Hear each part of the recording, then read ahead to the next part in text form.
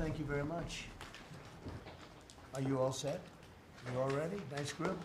Big group. But I want to thank you all for being here as we prepare to celebrate Labor Day, when we honor the incredible hardworking men and women of our country, which is doing very well, I have to tell you.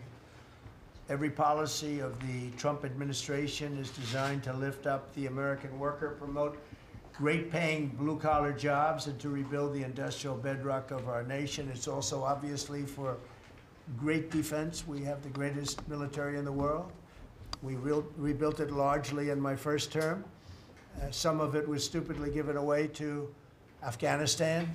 For what reason? Nobody can figure that one.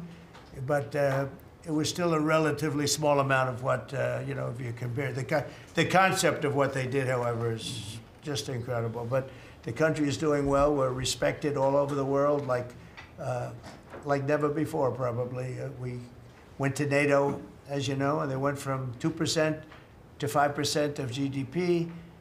Nobody expected that. And the difference is they didn't pay the 2 and they paid the 5. So, and as you know, we are selling a tremendous amount of equipment to NATO. We're not spending any money, we're making money, but I don't want to talk about making. I want to talk about we're no longer involved with funding Ukraine, but we are involved with trying to stop the war and the killing in Ukraine.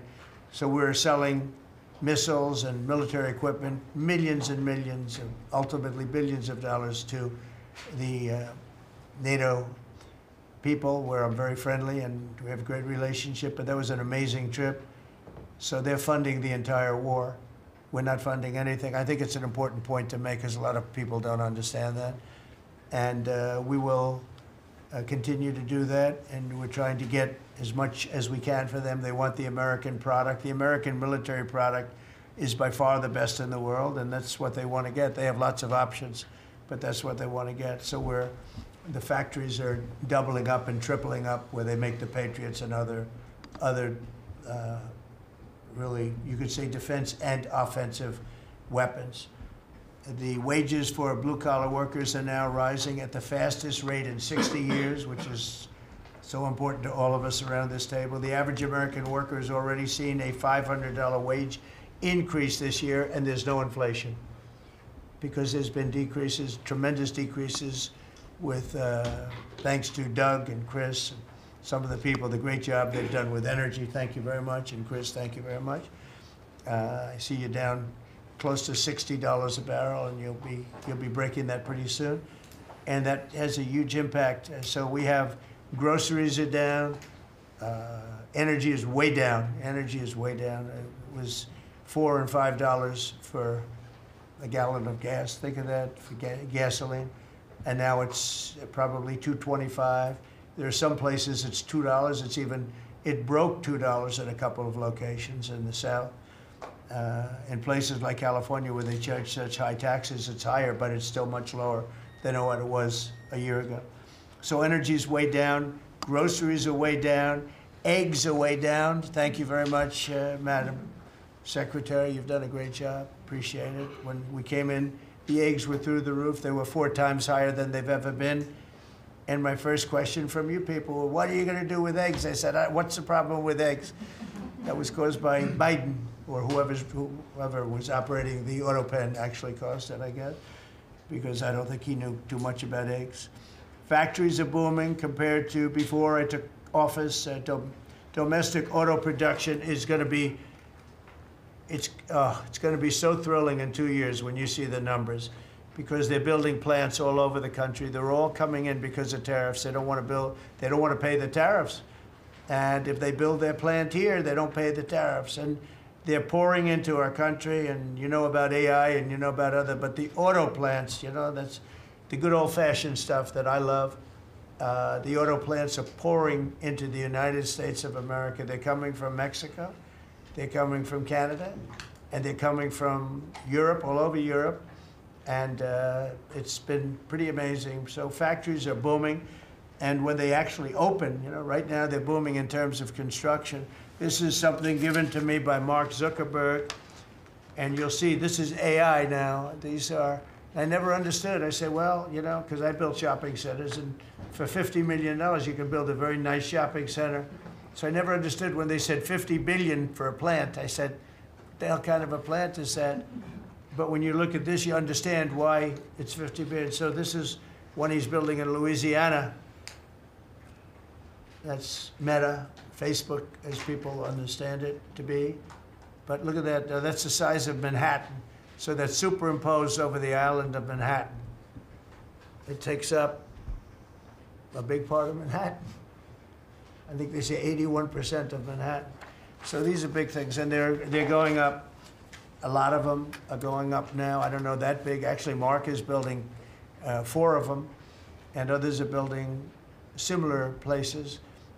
And when these things open up, I'll tell you what, our country, we're leading China now in AI, substantially leading China.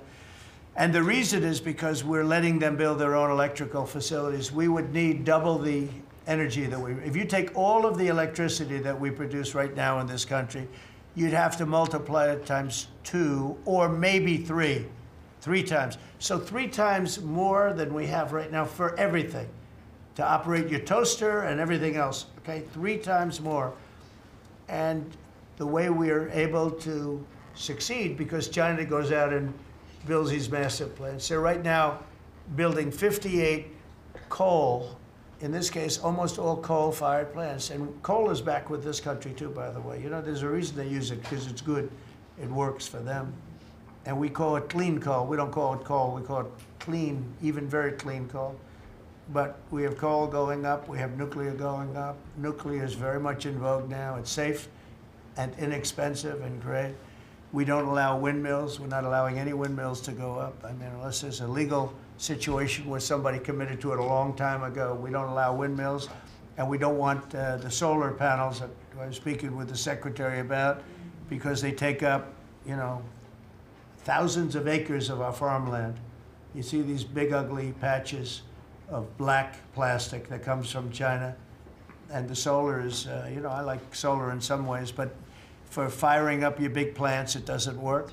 It's very unstable, but it really takes up your farm. The farmers are saying, you know, they're building these massive blotches in the middle of the fields all over the country. It's so crazy. It's so crazy. So we're not heavy into that at all.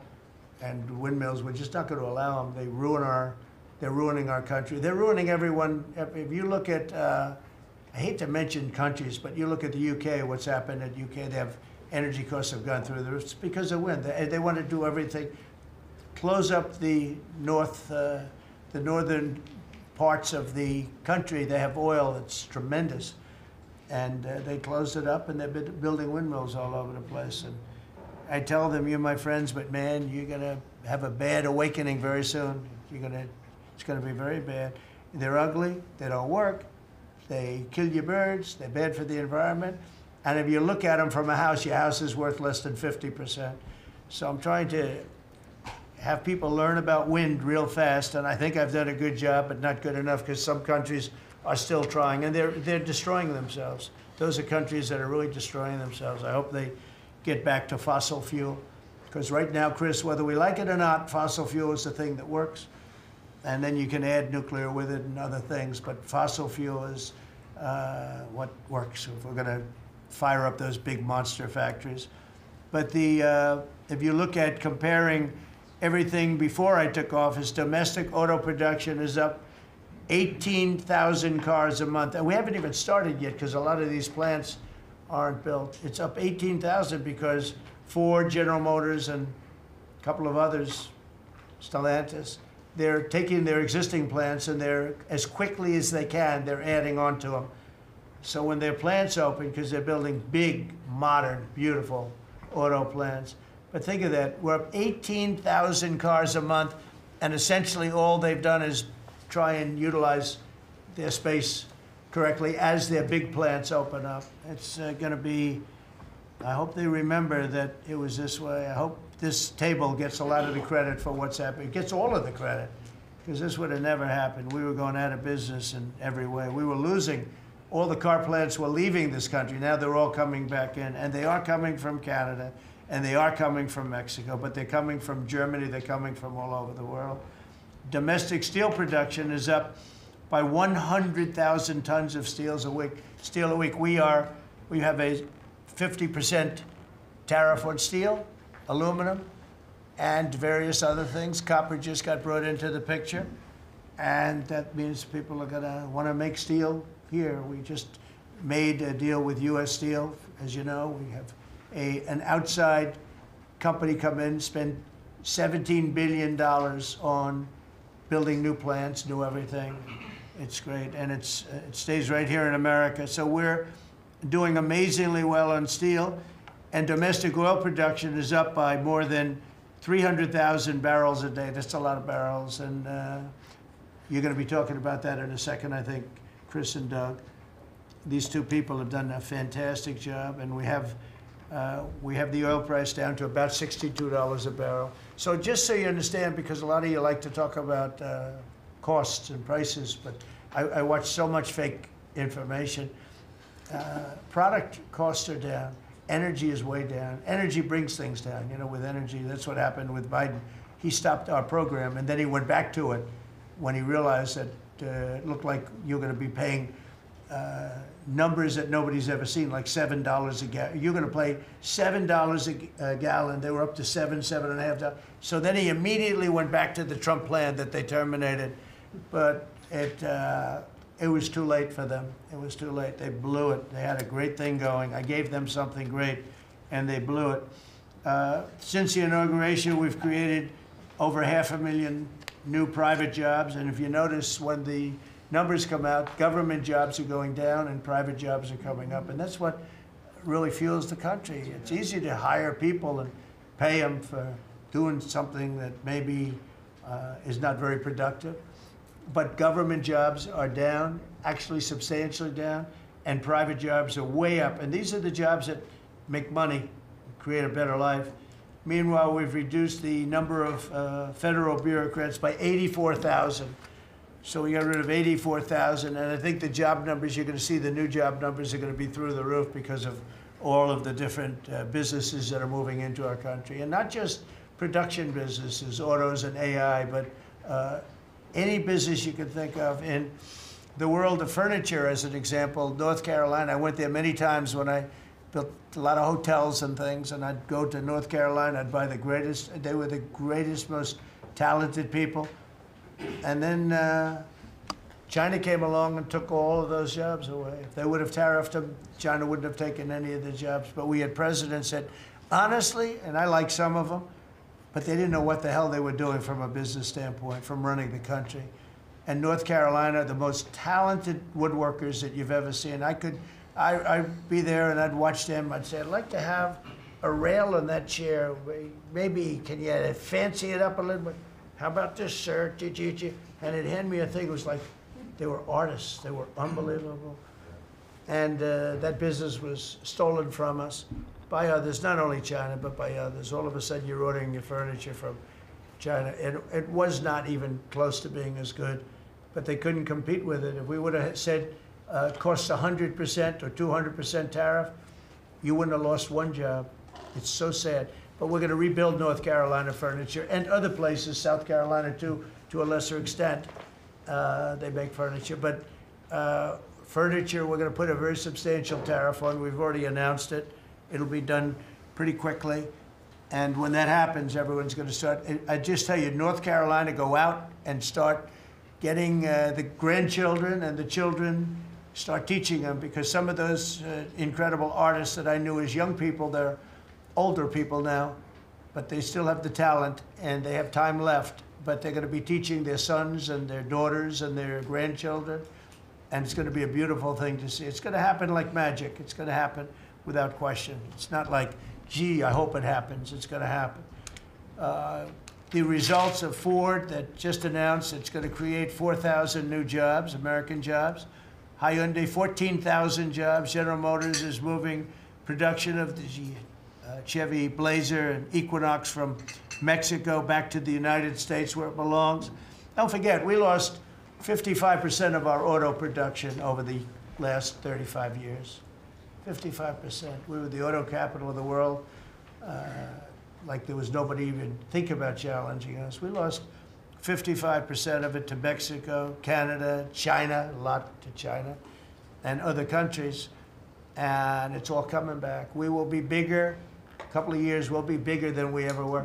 We'll be more dominant. We'll be bigger. We make great product, too. We're starting to make really great product. We're going to be bigger than we ever were. We're going to be at the level that it was when we were the only one that really, we sold to the world.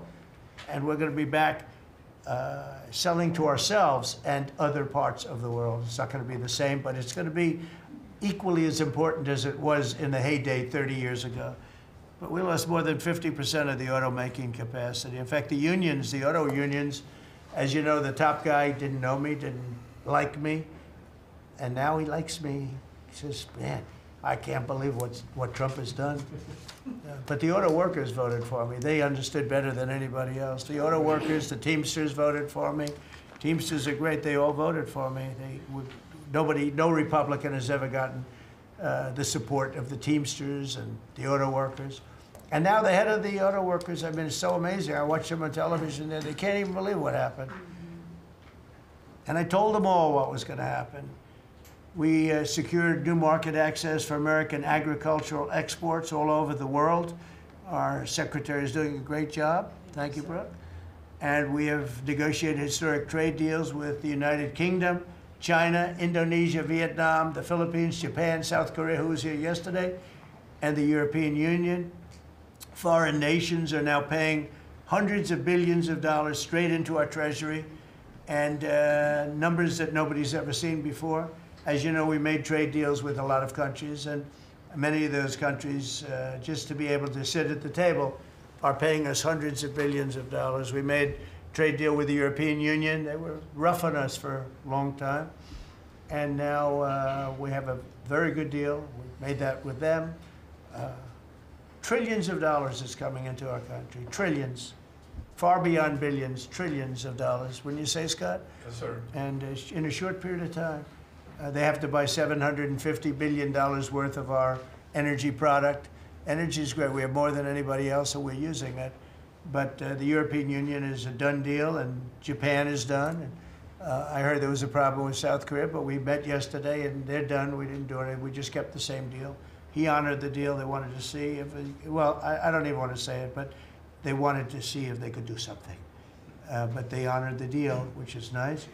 And we cut the previous record-setting trade deficit, I hear just came out. We cut it in half already. We haven't even said, we've only been here really for a few months because, you know, it takes you a little while to fix up the Oval Office and do those things. prepare for the battle, right? So we really only been here for a very short period of time, and we cut the trade deficit in half. Is that right? That's fantastic. I didn't even think we were going to do that. And remember, these are things that are being built. These things, you know, all these numbers, they're not open yet. When they open, you're going to see things happen in the United States that nobody's ever seen before, including our country in its heyday. And I had the greatest economy in the history of our country my first 4 years, despite COVID, which was a very unfortunate situation for the whole world. We did a great job with it, never got the credit for the job we did.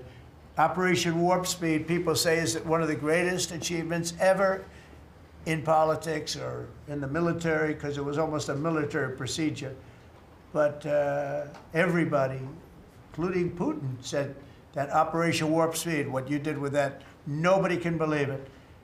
And we did a great job, but it was a horrible, horrible pall over our country. We had a very dark cloud over the world. That was a very, very bad thing that came out of Wuhan, which I said it came out of Wuhan. That's where it came from. And China suffered greatly, but everybody did. But we did a good job with that, as good as you can possibly do, and we came back, and now we're stronger than ever before. If I didn't win this election, this country was gone. I'm telling you, economically it was gone. None of the things that we're talking about would have happened. The whole world was robbing us blind. Friend and foe, they were stealing our jobs, our money, our factories. They were stealing everything. We would have been a shell. We would have been a bankrupt, broken shell.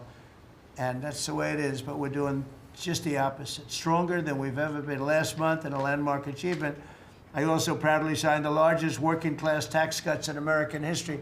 So the bill that, I'm not going to use the term great, big, beautiful, that was good for getting it approved, but it's not good for explaining to people what it's all about. It's a massive tax cut for the middle class. It's a massive tax cut for jobs. And it's, I mean, think of it, no tax on tips, no tax on Social Security. So seniors, I don't know how you can vote for anybody else. And, you know, just think of that, and no tax on overtime. So you work overtime, you don't have to pay tax on overtime. That's good. The Democrats don't know what they're gonna do. So they have like this soundbite. You know, they have all these sound bites. They send it out. I don't know. Some guy sends out a word and everybody uses it, including the fake news. Some of you are here right now. I'm looking at you. And it's death. They use the word death. No, it's actually life. It's almost like a newborn life. It's not death. That's their soundbite. The bill is death. It's not. We strengthen Social Security. We strengthen Medicare, Medicaid.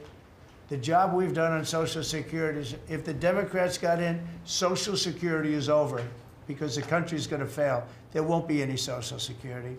And I made that pledge to you. We're going to take care of Social Security, Medicare, Medicaid, and we're doing that in spades because the country is becoming so successful again. And it hasn't been this successful. I think in the end, it will never have been this successful. I don't think it'll even be close with what's happening. Every American is seeing a tax cut as a result of the bill. The average police officer will keep an extra $1,000 a year at least in overtime, and the average waiter or waitress will keep nearly $2,000 extra in the fact that they would have had to pay that kind of money on tips. And I never realized that the government was so strong on that, but waitresses, waiters would tell me that the government would go after them. Like, it was horrible. That's how it all started with me. It just was incredible. And the biggest thing was, again, the $4 trillion that they found. They said, well, that was nice. They should have announced it. I could have told them that. And I don't know. It should be simple. But a lot of people didn't understand it. Actually, a lot of good people didn't understand it. But now they're saying, you know, Trump was right. They'd never seen anything like this. And I don't know what it is, Scott. They didn't understand what we were trying to explain to them was going to happen. Everybody's moving back to the United States because they don't want to pay a tax. If they're not here, they have to pay a tax. And it didn't seem that complicated, but it's working at a level that nobody can imagine. You know, this is working $4 trillion, but that's a big number. It's a number that nobody ever heard of before. But 4 trillion is exciting. But that's nothing compared to what's happening, because these places haven't even opened yet. Some of them haven't even started hiring yet. They're under construction. So it's construction jobs, but it's not the big number, and the big numbers, when they open, they're going to be very successful. It's a revolution. We're also working on things to ensure that the awesome power of artificial intelligence is used to benefit all Americans, including American workers and also American children. In that spirit, our wonderful First Lady has just announced a presidential AI challenge. It's going to be a very good challenge, I can tell you.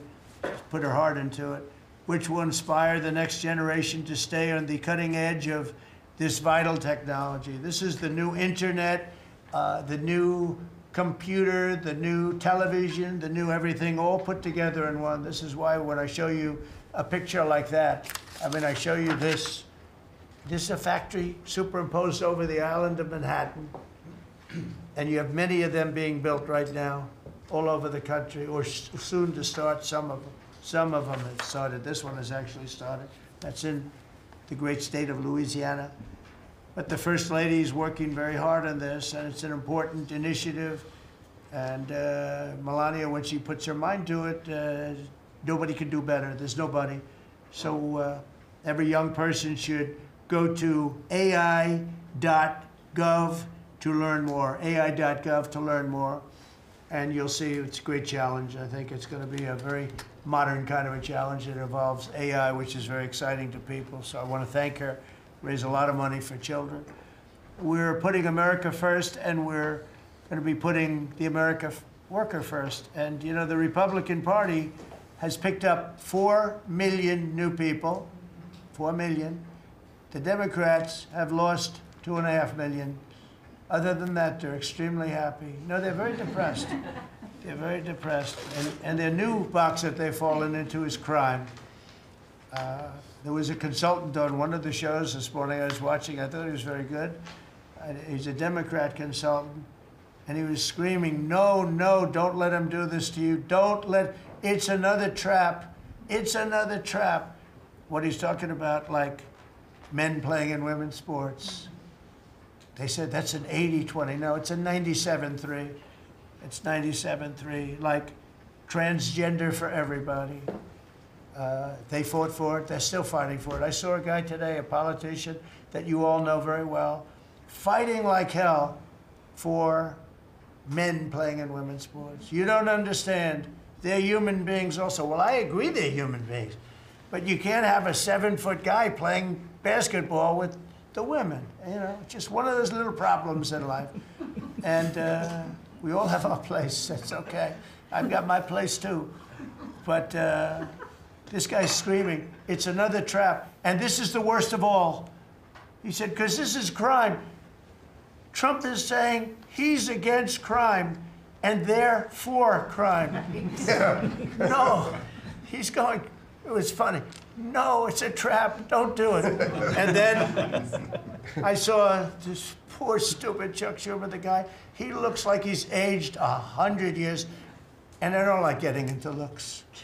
You know, looks don't mean anything, right? When you're in politics, looks don't matter. I look at Pam, I would never say she's beautiful because that'd be the end of my political career. Laurie, secretary. But I will tell you, this is the best of all. And they're going to fight me. Like this slob of a governor you have in Illinois. This poor guy got thrown out of his business by his family. I know the family. I was partners with the family. Nice family. I like the family, but he was no good.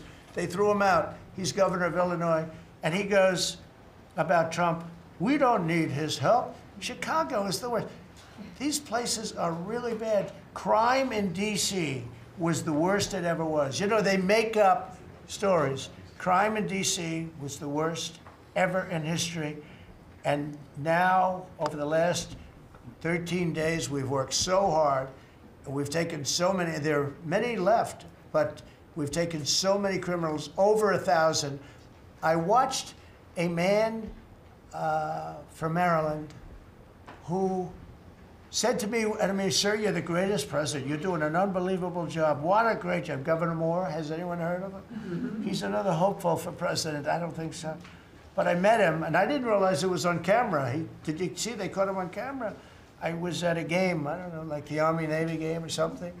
And I met him in a hallway. And as usual, you do your job very well. One of these great cameramen had it on tape. But I met this gentleman. I never met him before. Sir, you're doing a great job. You're doing an unbelievable job. Thank you very much. But then he goes on television and says, oh, Trump is a dictator. He's a dictator.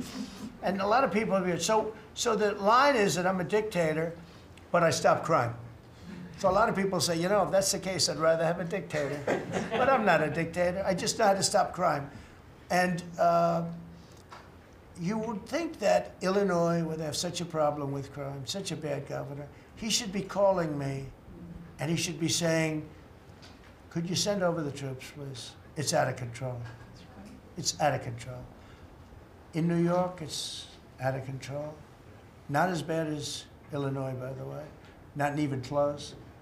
In California, you would have not had the Olympics had I not sent in the troops. We sent in the National Guard. They did a fantastic job. We have the Olympics. We have the World Cup coming. I got them in my first term, and I was really sad because I said, oh, boy, I got them, and I won't be president. And little things happen. Thank you, God. Thank you. You know, little things happen. Think of it. You could ask Johnny. Johnny would tell you, he's the head of World Cup. He's a great guy, too, great commissioner. But he's the head of the World Cup. He said, Trump is the only reason we're doing this. And the sad part is that I was not going to have it. I would have to be, probably I wouldn't have even been invited to the game, depending on who's president, right? And I got that. I did not get 250, okay? The 250th anniversary, I did not get. I'd like to claim it, if I might, but I did get that. That was whether I was president or not, it was still 250. I'd like to take credit for it. What I will take credit for is we're going to have a better celebration under Trump than you would have had under some stuff. That I'll take care of. We're going to have a safer place, Christy, because of you and Tom Homan and everybody, right? But, so we have 250 coming up. We have the World Cup coming up, which is like having 45 Super Bowls. And we have the Olympics coming up. So we're going to have a very exciting 3.5 years remaining. We're going to have a very exciting, it's going to be done properly. So I just want to tell you, our country's in incredible shape. Our military is strong and powerful and respected. We had some fantastic decisions from the Supreme Court that let us put the people into the military and other businesses that are best for the job, as opposed to some woke reason that was killing our country. That was a very strong, very powerful. You can now go into a company based on your ability, as opposed to being forced in based on some factor that cannot make our country great. That was a big decision, very, very big decision. And we've had a lot of great decisions, and we've all made some great decisions sitting around this table. I want to thank Scott. Unbelievable what's happening financially with you and Howard. And Vice President's involved in everything, and he's been great. And Marco has been, really, I think you're born for this job. I don't think you should ever run for another office. I don't think you should, really. You're so good at this. He is so good. And everybody likes him, you know, everybody likes him. But everybody, much more importantly than like, I think you would say, is respect. They respect Marco. They respect all the people around the table. So what I'd like to do is, I'd like to go around the table. You seem to like it. Your audience seems to like it based on ratings. And I want to mention, you know, about crime, because we have a young lady here, Iris, of Epoch Times. You're Iris, aren't you, huh? And I heard you were very savagely mugged in the city, and I'm not going to let that happen under this administration. That was last year. And would you like to mention what happened? Of course. So first of all, thank you, Mr. President. Do you want to listen to this? For having me here to share my story to the room and to the broader public. My name is Iris Tao. I'm a White House correspondent for NTD, the sister media of the Epoch Times. So more than 2 years ago, it was a Saturday morning in broad daylight. I was on my way to work, and a young man with a black ski mask pointed a gun at my face and threatened me to hand over my phone, my wallet, my laptop, and everything else. And when I refused, he used the butt of his handgun to strike me across the face, in the cheek, or what some people call pistol whip me, before running away. And that has deeply traumatized myself and my family. Ever since, I've never dared to walk in the street of DC at night, ever. And my family was extremely worried. So, Mr. President, thank you so much for what you're doing right now. Thank you, Iris, for being honest. Such incidents involve not just me, but also my family. If he had shot me, I could have died right there in the middle of nowhere without my families or my friends knowing, at the age of back then, I think 23. Right. Just starting my career here in DC without even starting a family. Right now, I'm very blessed to have this opportunity. So you had a gun pointed at your head, and you probably figured that he's going to pull the trigger, because these are animals that don't know what the hell, they couldn't care less. The pulling the trigger to him is a very minor event, and I'm sure he's done it before. So how did you, and you did refuse to give it, which would probably, maybe somebody would say that was not the right decision, right? Right. But you refused, but I understand that. So, and then he hit you real hard. Yes. It's really amazing that you weren't shot, though, isn't it? I'm very blessed, and that's why having this opportunity to stand here to share my story today. One, I'm very grateful for God for allowing me to still survive to this day, but also to Mr. President. Thank you for now making DC safer. Thank you very much. For us, for our families, for my parents, on my behalf of my parents, and now my baby on the way. Thank you so much.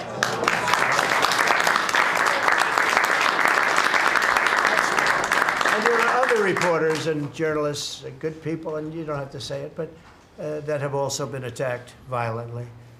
And not violently, too, pretty badly.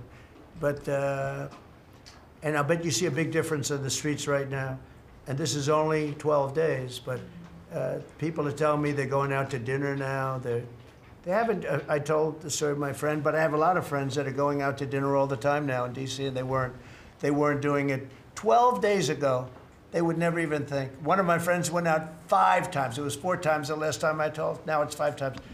He said, I love going out to dinner, and restaurants are starting to open again. A lot of them closed because, you know, nobody wanted to go into a restaurant. Nobody wanted to get to a restaurant or even sit in the restaurant. But you see a big difference now, don't you? I do pass by Union Station every day on my way home, and I do feel a lot safer seeing the trucks right outside, seeing the National Guard troops members right outside. It does make me feel like I'm hopeful about DC again, and one day hopefully we can raise our family here. Thank you very much. That's nice. And those are tough troops, too. Those are not politically correct troops. We don't have politically correct anymore. We have tough guys, tough people, including some tough women. But we have tough people, and when you look at them, I tell you, they showed one scene where a bunch of Tren de Aragua guys, or whatever, maybe MS-13, maybe MSDNC, okay? Because to me, they're worse. I think they're worse. MSNBC maybe is worse than Tren de Aragua. Real scum, real dishonest people. But anyway, but they went into this gang, I think it was Tren de Aragua, Venezuela, and they weren't nice to this group of people. The gang was calling them sir. Yes, sir, yes, sir. Get out of here, get the hell out of here, you're no good. Get out of here. And yes, sir, yes, sir, yes. These are people that beat up people all day long. And they're calling these soldiers, that's what they are, they're real soldiers. There's no games. I said, you don't have to be politically correct. And you know the way they used to spit in the face of the soldiers, with the soldiers standing like this, and you'd have some guy or some woman sometimes screaming at them from 1 inch away. They're standing there, and they're told you cannot do anything, and they start spitting, actually spitting in their face. And I said, you spit, we hit. And they're totally authorized to do that, all of those things. But your story is great, and there are other stories here, but they don't have to tell them. But some people are ashamed to tell them. They don't want to tell them. But it was like a jungle, and it's not a jungle anymore. And it's going to get so good that this will be the safest capital there is. It'll be one of the safest places in our nation, anywhere. And right now, it's one of the most unsafe places, but not now. 12 days ago, it was the most unsafe place in our nation. And they have to stop issuing false crime numbers because, I mean, I heard the mayor, and I like the mayor, you know, fine. I don't care if I like her or not. If she did her job, I wish she were a horrible person who did her job. But she's probably nice, I guess. I don't care. I want her to do a job. But they issue false numbers. She said, crime is down, you know, before we got, now they can say crime is down. Crime is very much down. But what they did is they issued numbers. It's the best in 30 years. Not the best. It's the worst. It's the worst. It's much worse. And they gave phony numbers. And then they fired the man who didn't want to write the phony numbers. He got fired. And I guess that whole situation's under investigation because it's a very important thing, Pam. I mean, if they're going to give these phony numbers, it's a false feeling that you get crime, you have to do something about it. And you can't go around saying, oh, Washington, D.C. safe, if it's not. It's going to be very safe very soon. It's very safe right now. You're going to go out, have dinner. People are going out all over the place. They're walking. I have people that work in government, strong, tough cookies. They can take care of themselves. But it doesn't help to have big, strong muscles. And I work out. If a guy's over there with a gun shooting you in your face, you can be the strongest guy in the world. A guy has a gun, shoots you in the face. It doesn't matter how much you've worked out, how many weights you've lifted, how hard you work. And so we have the toughest guys and we have the best guys. And I'm willing to go to Chicago, which is a big trouble, but we have a governor that refuses to admit he has problems. huge problems. Baltimore, Wes Moore was telling me I want to walk with the president. Well, I said, I want to walk with you too someday, but first you got to clean up your crime, because I'm not walking in Baltimore right now. Baltimore is a hellhole. And this guy, I don't even think he knows it. He's another candidate for president. Between him and Newsom, you got some real beauties, I'll tell you. But if we didn't go into Los Angeles, you wouldn't have the Olympics, in my opinion. You wouldn't have the Olympics. We went in, and the sheriff, the boss, said, thank God they're here. You could see his tape. He said, we were not able to control what was happening. That was the sheriff. And he said it loud and clear. And, you know, they're suing us for going in and cleaning up crime. And yet their own sheriff said, on the first or second night, he said, we could have never handled. That was going to be, you were not going to have the Olympics or the World Cup, because that would be, there wouldn't be anything left. They shouldn't have lost 25,000 houses. The water was turned off from the Pacific Northwest. And I was after them in my first administration, turn on the water, turn it on. Nobody could have believed this could have happened. But they had no water in the fire hydrants. They had no water in the sprinkler systems that people put up in their ceilings. There was no water. And yet we have tremendous amounts of water. They send it all into the Pacific Ocean, trying to protect a certain little fish that's not doing well, because it doesn't do well without water either. And it shouldn't be protected because it shouldn't be a protected species. But I think that's actually just an excuse. I actually think these people are sick. There's something wrong. So we send hundreds of millions of gallons of water a day into the Pacific Ocean. They turn a valve, and the valve heads out, and we turn the valve back. I actually had to do it using force. We turned the valve back, and now they have water, but not as much as they should have, because they should, and I'm telling Gavin Newsom by this conversation right now, turn the rest of the water on. Turn it on. So things are done that are so sad in this country. Lack of common sense. I like to say the Republican Party is the party with common sense. We're smart, we're sharp, we're this, that. They're smart, but they're radical left people. And they can't help it. They're very smart, but they're radical left, and they're destroying our country, but they're not going to destroy it anymore. So we picked up millions of people in the Republican Party. They lost millions of people. And I think we're going to do very well in the midterms. And I just want to say one other thing, and that's medicine. The cost of medicine all over the world is much cheaper than the United States, because for years the world pushed us around, including our friends. And you go to Germany, you go to England, you go to different places, and you go to a store, and it's sometimes 10% of what we pay in the United States, because they said, nope, we're not paying any more. You charge the United States. This went on for 25, 30 years. And I invoked favored nations. I said, I want to pay the same as they're paying. And Bobby Kennedy is doing a good job, and Dr. Oz is doing a good job. And I asked them, I mean, other than the basics that they're doing on autism and other things, which we got to solve that problem because it's crazy what's happening, it's out of hand. But this is the most important thing that can be done, is favored nations, Bobby. And we're not talking about a 25% cut or 50. We're talking about a 1,500% cut, because people go to Europe to buy drugs, and they come back with drugs, prescription drugs, normal, not, I don't mean the bad drugs, I mean prescription drugs, because you can buy them for 10%, 15%, 20% of what. So they're going to go up in price. And I told the countries, and I get along good with all of them. I mean, you could ask I get along good with all of them.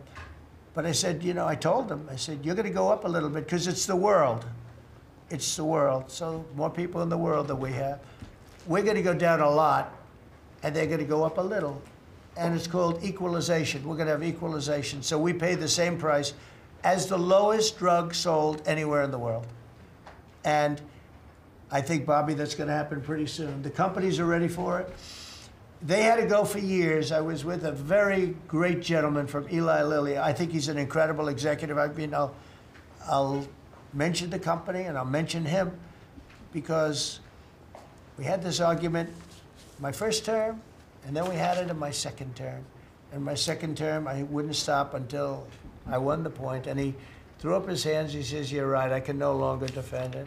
I can no longer defend that a pill that's made by Johnson & Johnson in a factory, in the same factory, in the United States versus a place in Europe or other places, including Canada, by the way, you could buy it for 10% or 15% or 20%, the cost of what we're paying, where we'd pay 5, 6, 7 times more money."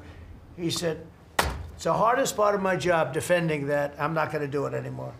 I'm saying that we have to get down to business. And that's a great company. He's done a great job, and I appreciated it. And it really broke the ice because they were saying, well, we have to do research and development. Well, you have to do it for Germany and all these other countries too. Well, they think the United States should bear it. I mean, I heard this stuff and I finally said, it's over. Now, you have to have somebody that can get these countries to do it. I told them, if you don't do it, we're going to charge you a 25% tariff on everything you send into our country. That's much more money than what we're talking about. Then we have to get the drug companies to do it, and they'll do it because we have tremendous power over the drug companies too. So we're going to get it done. I just hope we get it done fast, Bobby, because this thing should go fast. But we're going to get the cost of medicine is going to be 1,000%. Think of that, not 2%. And I'll just tell this last story. When I was in my first term, in my last year, I was so proud of myself because drug prices went down for the first time in 28 years under my administration. You know how much it went down? 1/4%. And I was so proud of that. And I held a news conference, I think you'll be able to find it, congratulating myself and my administration because for the first time in 28 years, drug prices went down. 1/4%, that little tiny, but it still went down. And I thought it was great. And then I realized, you know, it's a very complicated business and formula. You got to be very smart. I said, we're really getting ripped off by the whole world. The whole world is ripping us off.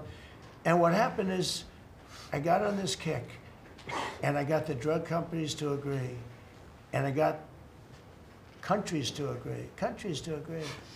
And they're not agreeing because they think I'm a nice person. They're agreeing because I will put charges and costs and tariffs onto them that will be many times more than what they're going to be paying.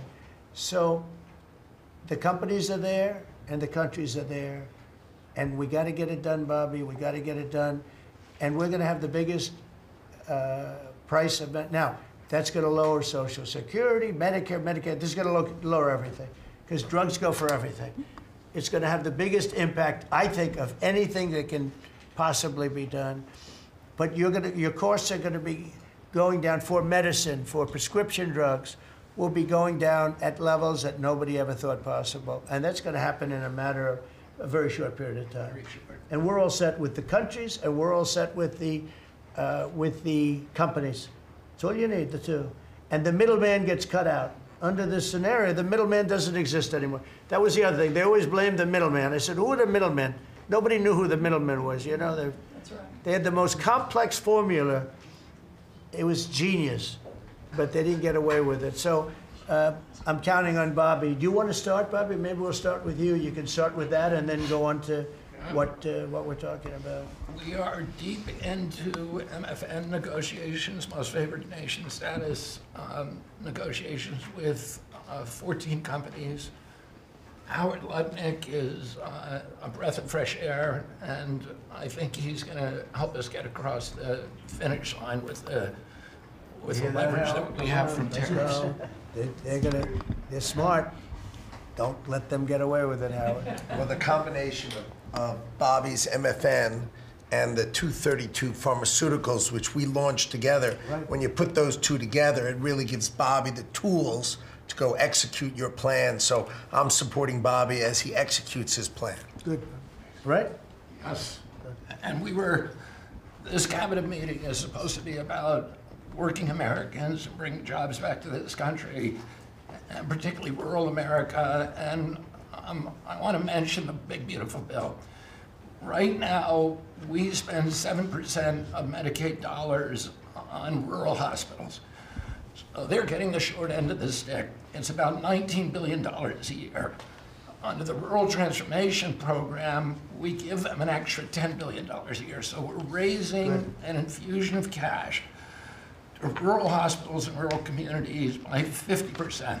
It's going to be the biggest That's good. infusion in history, and it's going to restore and revitalize That's so these good. communities. And we can't survive as a nation if we don't honor our rural communities, which are the source of our values, our virtues, our character, our economy, our food. And you are bringing that back. You are bringing those communities back. I wanted to talk, because you mentioned the wind farms, we now have an interdepartmental coalition, a team, which is Doug Burgum and Howard Lutnick and Chris Wright and Pete Hegseth. We're all working on this issue. And Lee, sorry, Lee. We're all working together on this issue. We're meeting together.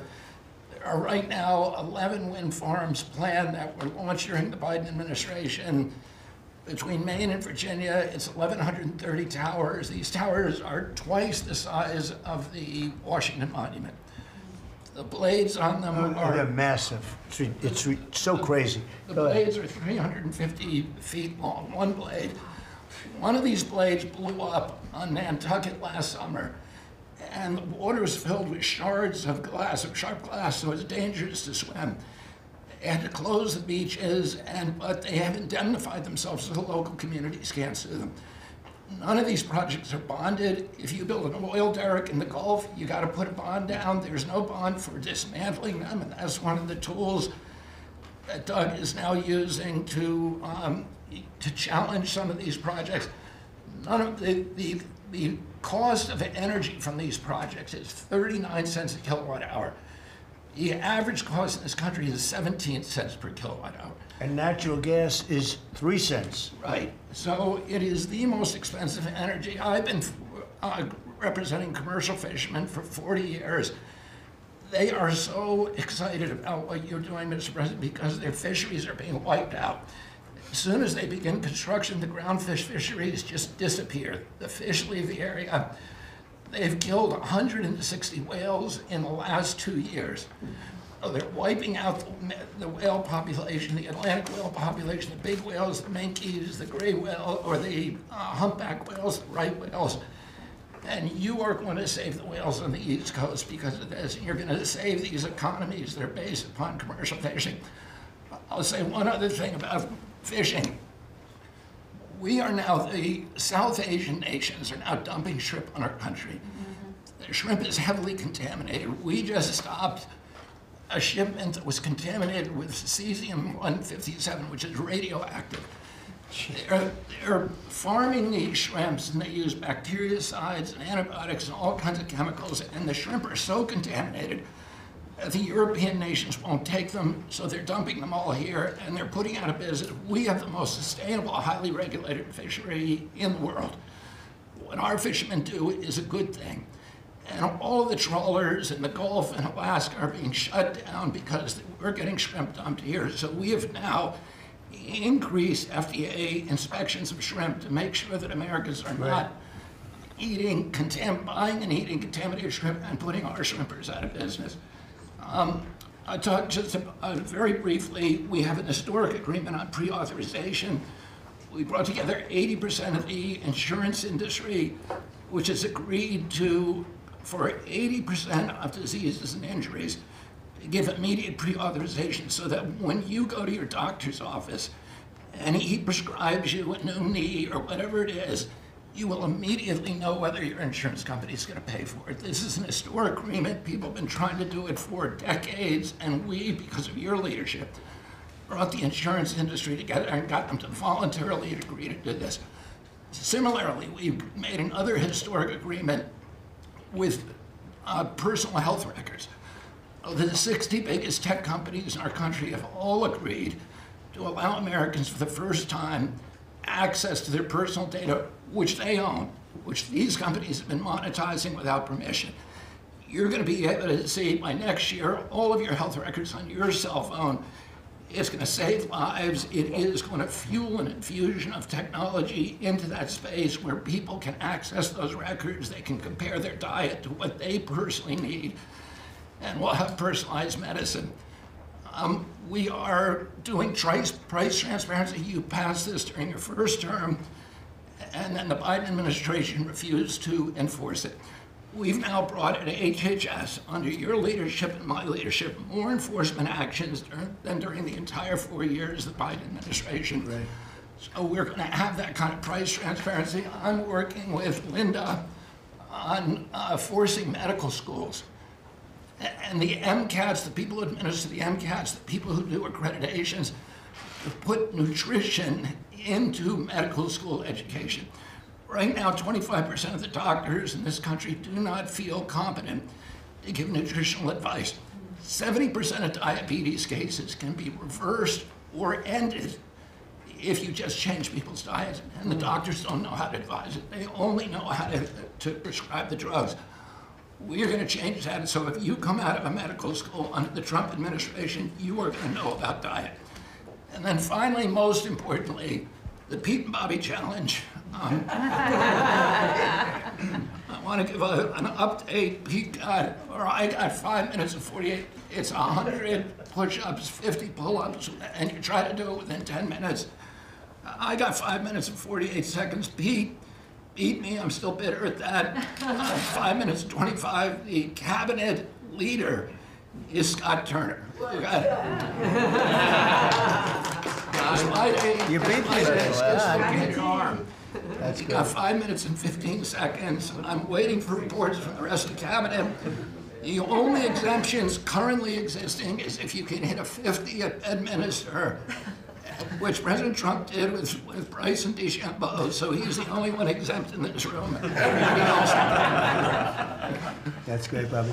Bobby, autism, if I could, I don't want to go too long because we have a lot of people, but the autism is such a tremendous horror show, what's happening in our country and some other countries, but mostly our country. How are you doing on that? We are doing very well. We will have announcements as promised in September. We're finding certain interventions now that are clearly, almost certainly causing autism. And we're going to be able to address those in September. It's such a big day. I'm looking forward to that day because there's something wrong when you see the kind of numbers that you have today versus 20 years ago. And those numbers, what are those numbers, Bob?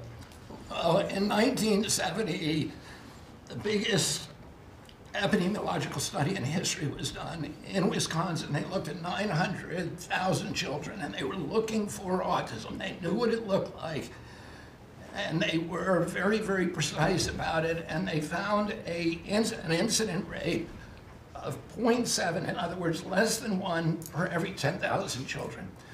Today, our most recent numbers are 1 in every 31 kids. It's probably actually much worse than that because California, which has the best collection system, is reporting 1 out of every 19 children, American children, has autism, 1 in every 12.5 boys. So it's gone from less than 1 in 10,000 in 1970 to 1 in 12.5 boys. Think of today. those numbers. So there has to be something artificially causing this, meaning a drug or something. And I know you're looking very strongly at different things, and I hope you can come out with that as soon as possible. We will. So 1 in 10,000, and now it's 1 in 31 or 34 or 12 if it's a boy. Can you imagine that? 1 in 12. That's for a boy. 1 out of every 12.5 boys. It's not even believable that that could be. And that was 1 in 10,000 not so long ago. I've been hearing these numbers, and they get worse and worse every year. There's got to be something. I think there's nothing, including favored nations and everything else, there's nothing that can be, if you can find out the reason that that's happening, and I know we're gonna do some things. I think it's, We I will think, have that answer I think for we, you. I think we maybe know the reason, and I look forward to that press conference, to be with you on that press conference. That's going to be a great thing. Thank you, Bob. You're doing a great job. Linda, how about it? And we want nothing less than $500 million from Harvard. Don't negotiate, Linda. They've been very bad. Don't negotiate. Go ahead. All that's working well. Mr. President, thank you very much. Since we are focusing today on Labor Day, and I know that Kelly and Lori are both going to echo some of the things that I'll say as well. We are really focusing, on our workforce. But what I'm finding with great joy around the country is that states really are being innovative and working more with middle schools and with high schools to make sure that we are having hands-on learning. There are pathways to jobs that are happening now. And if we see more and more of our community colleges working with our middle schools and our high schools so that high school students are graduating not only with a diploma, but a certificate that they have worked with, perhaps with a Toyota or another company that is coming in, public-private partnerships. And they're learning on the job so that when they graduate from high school, they're ready to go into the workforce, because we know with all of these wonderful jobs that are coming back into the country, through AI, through just our normal jobs, we need electricians, HVAC operators, etc. If we don't have this training, we're not going to have the workforce we need for all these wonderful jobs.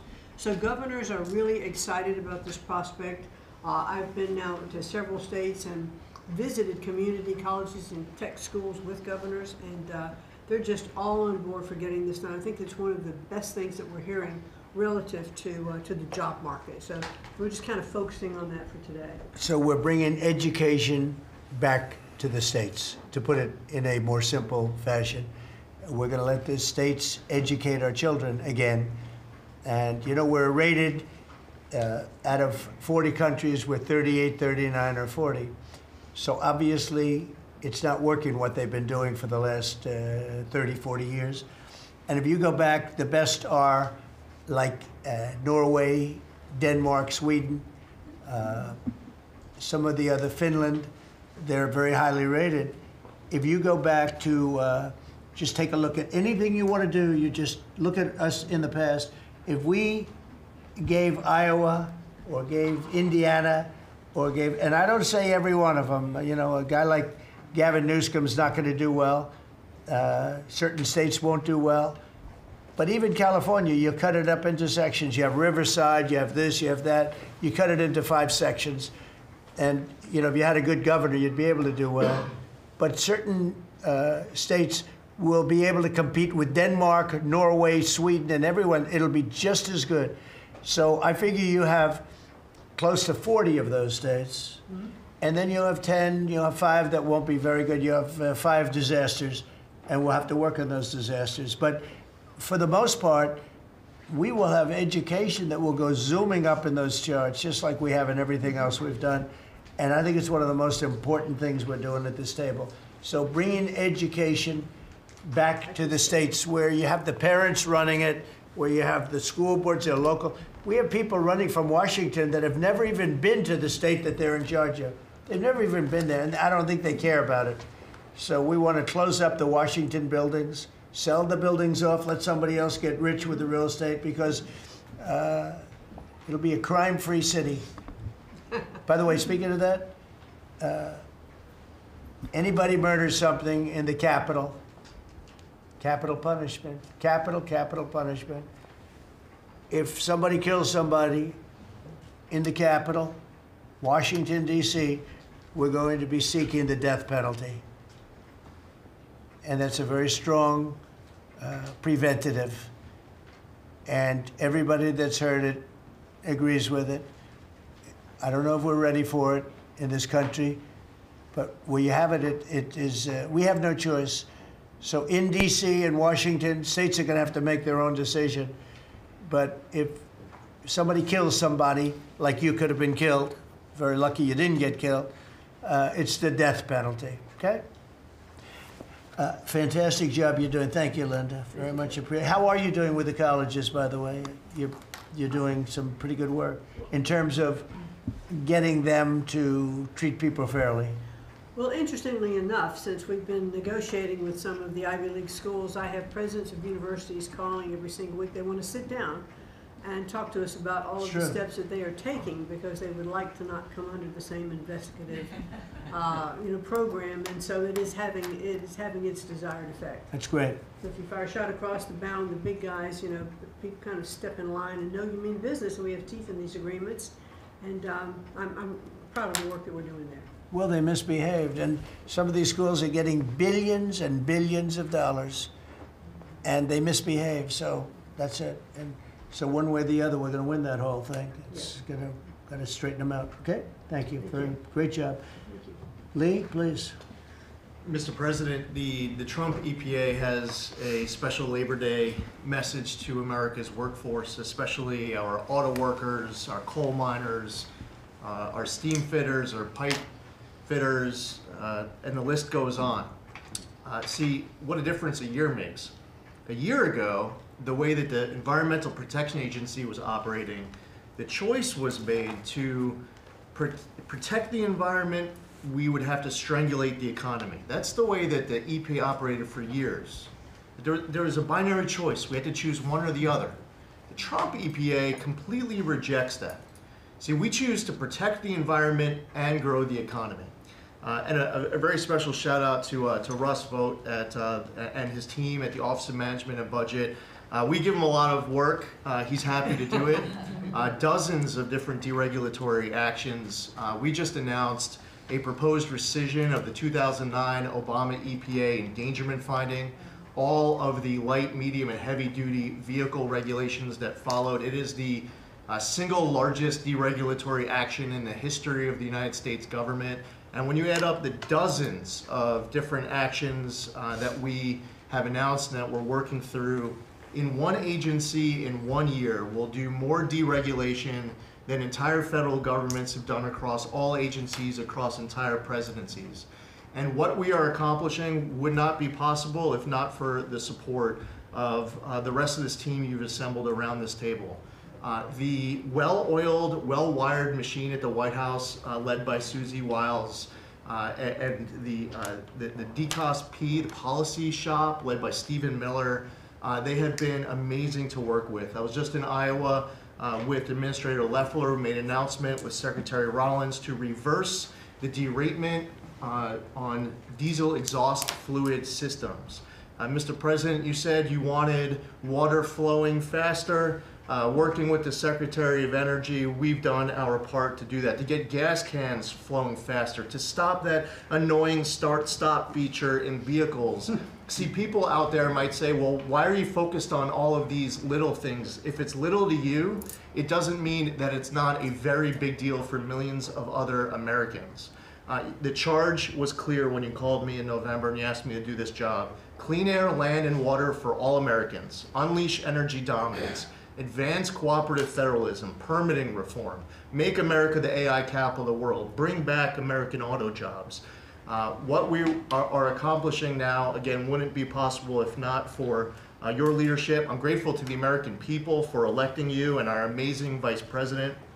I was just in Mexico City announcing and signing on behalf of the Trump administration an agreement with Mexico for a permanent solution for the Tijuana River sewage crisis, which you have been so outspoken and passionate about in our conversations. It would not be possible if not for Secretary Rubio, Deputy Secretary Landau, U.S. Ambassador to Mexico Johnson.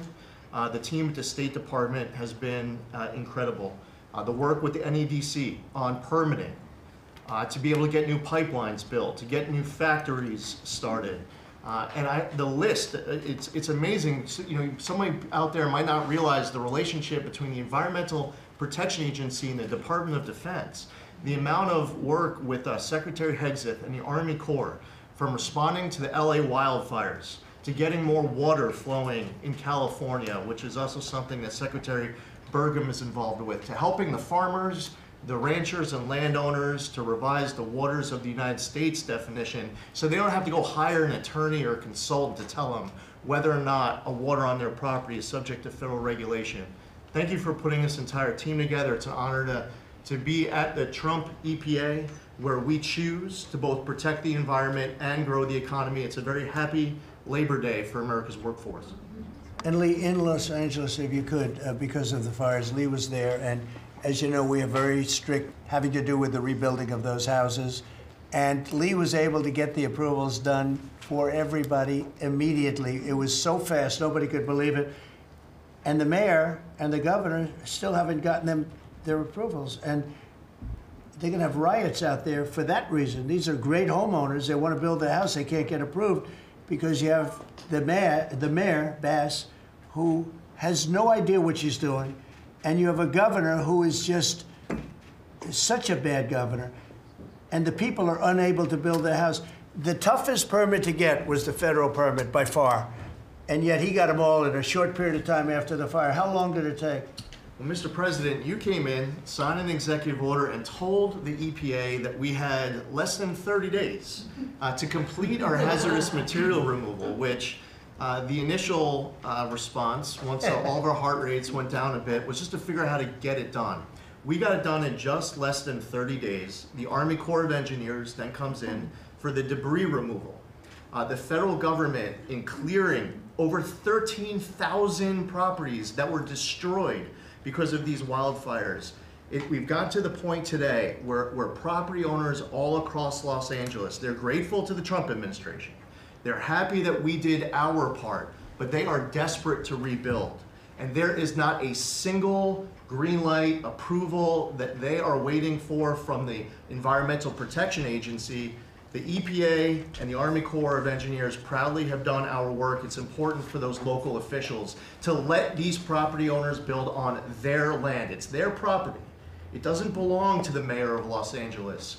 And they need to represent their people better. They're ready to build. When will they have their permits from Los Angeles? Well, here's the problem, Mr. President, is that they have been ready since the moment we were done with the federal part. I mean, I was visiting a week after. Actually, I thought my first trip was going to be to Los Angeles. However, the moment I got confirmed, the vice president said, "You're going to East Palestine right away." So that actually ended up being the first visit because the vice president's so passionate about that from the great state of Ohio. Then we went to Los Angeles from there. We're talking about the beginning of February, where we were meeting with property owners already. They were already all set up. They had the contractors. It was the beginning of February, and they were waiting for green lights from Los Angeles to be able to go onto their property and start rebuilding. Some of the same people who were waiting for a green light ready with the contractors at the beginning of February are still waiting now in the middle of August. Let these Californians rebuild. And they're talking about also taking away some of the properties and building low-income housing on those properties. They're going to have problems like they've never had before. These people don't know what they're doing. So we have all our everything the federal government has to do was done long ago. They should have been. I went to a town hall with Lee, but we were there, and the mayor was saying it would take 2 years, maybe 3 years to get this approved. I said, no, not 2 years, 2 days. They should have it in 2 days. And I toured the site, and I met 100 homeowners, all standing in front of this site a couple of days after the fire, and they were ready to go right then. They wanted to just build right then. And the city won't let them do it. Los Angeles, I don't think it's that they won't. I think they're incompetent, okay, to be honest with you. I think they just don't know how to go about it. It is so badly run by Newsom and by Mayor Bass. Mayor Bass, she was in Africa during the fire. She knew the fire was starting to rage, and she decided to take a trip to Africa. These people are they're just bad. You know, you talk about make America great again. They could never make America great again, but we are doing that. Congratulations, you found some interesting things, Tulsi. Sir. She's becoming a bigger and bigger star every day. She found a lot of good things. Go ahead. Thank you, sir. As we approach Labor Day weekend here, this is just such a great opportunity really to recognize your leadership as a true champion for working people. And I know we'll hear, as we go around the table here, how your focus singularly on putting the well-being and interests of the American people first is that common thread that we're seeing in your policies being implemented across your administration. For ODNI, number one, our focus is and must always be making sure that our intelligence community is focused on our mission, keeping the American people safe, secure, and free. We're doing great work on this front. I'll point out our National Counterterrorism Center, led by Director Joe Kent, are working across different agencies with Homeland Security, DEA, FBI, and others to catch terrorists, both those who are trying to come into our country, those who may already be in our country. They are finding the worst of the cartel bosses and making sure that they're not able to continue to wreak havoc and terror in our communities. Secondly, Mr. President, you have charged me with the mission of finding the truth and telling the truth to the American people. And we've exposed some of the worst examples of the weaponization of intelligence in the last several weeks. I will continue down that mission and that path wherever it leads. Transparency, telling the truth, is what will drive true accountability for the American people who deserve nothing less. And lastly, Mr. President, all of us are charged with being good stewards of taxpayer dollars. I've gone through a reorganization for ODNI that we've announced in the last week. We've cut nearly half of redundant, unnecessary functions within ODNI, saving taxpayers over $700 million a year. We will continue focusing on our core mission in keeping the American people safe, and appreciate your leadership and your focus on this most critical task. And you've also found many bags of information. I think they call them burn bags. They're supposed to be burned and they didn't get burned, having to do with how corrupt the 2020 election was. And when will that all come out? Mr. President, I will be the first to brief you once we have that information collected. But you're right, we are finding documents literally tucked away in the back of safes in random offices, in these bags and in other areas, which again speaks to the intent of those who are trying to hide the truth from the American people and trying to cover up the politicization that was led by people like John Brennan and James Clapper and others that have caused really immeasurable harm to the American people and to our country. Great job. Thank you. We look forward to hearing it. The public looks forward. Thank you very much.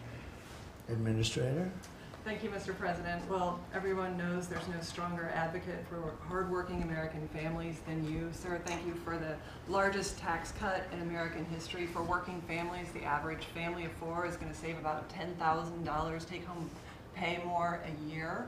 And what we're seeing is an increase in the child tax credit, the increase in the standard deduction. Hardworking families are going to benefit from this bill, and small businesses. There's no bigger beneficiary than Main Street, because small business makes up 99% of all businesses in this country.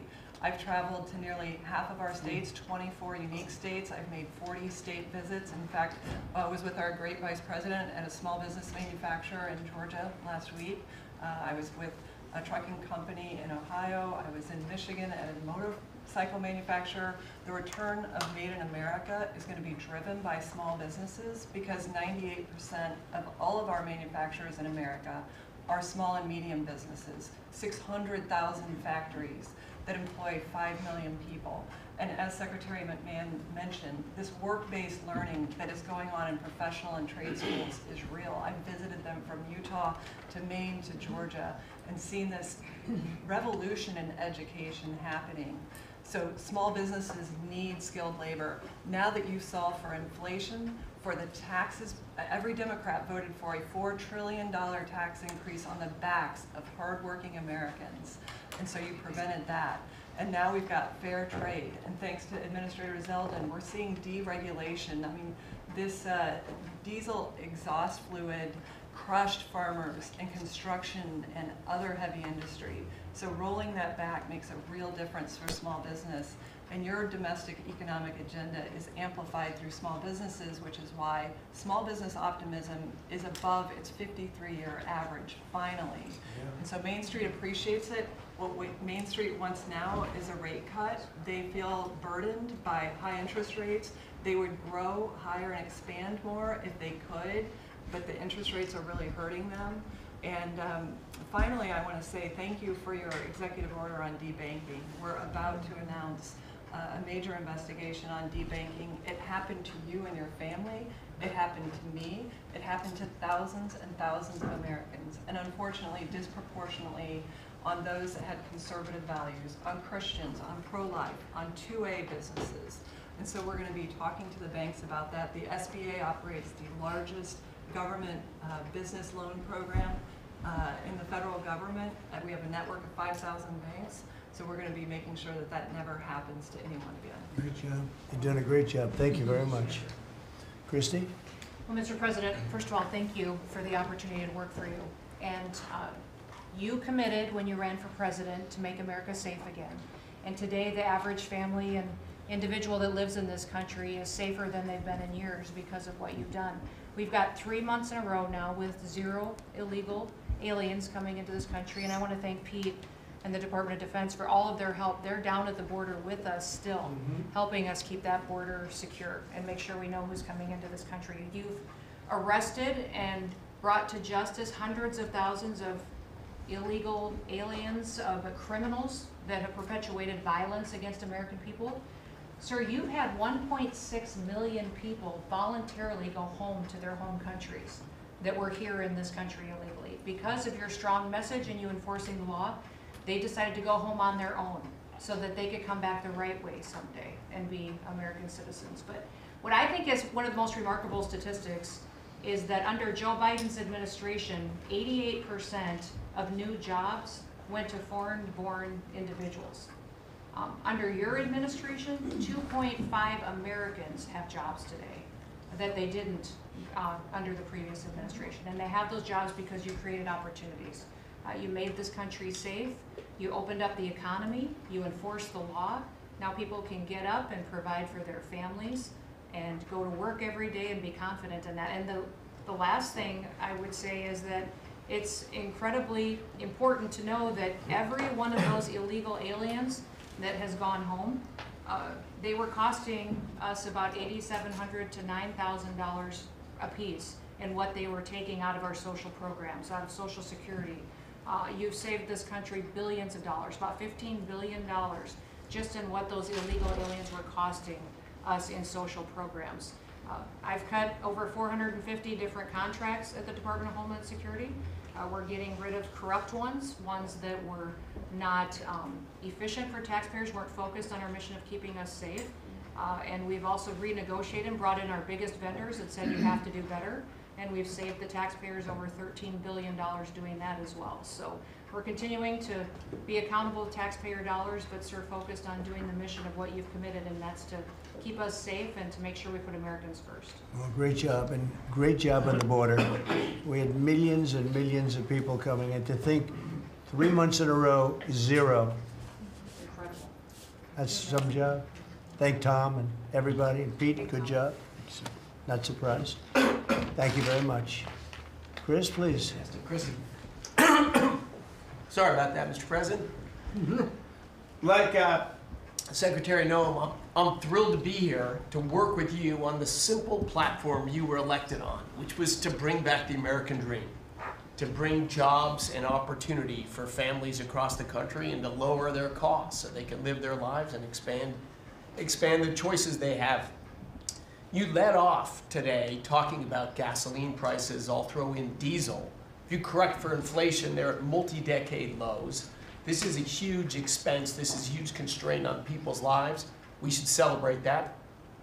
Natural gas has become our main industrial fuel, powering factories around the country. Natural gas prices are quite low in this country, and they're lower than in any country in the world.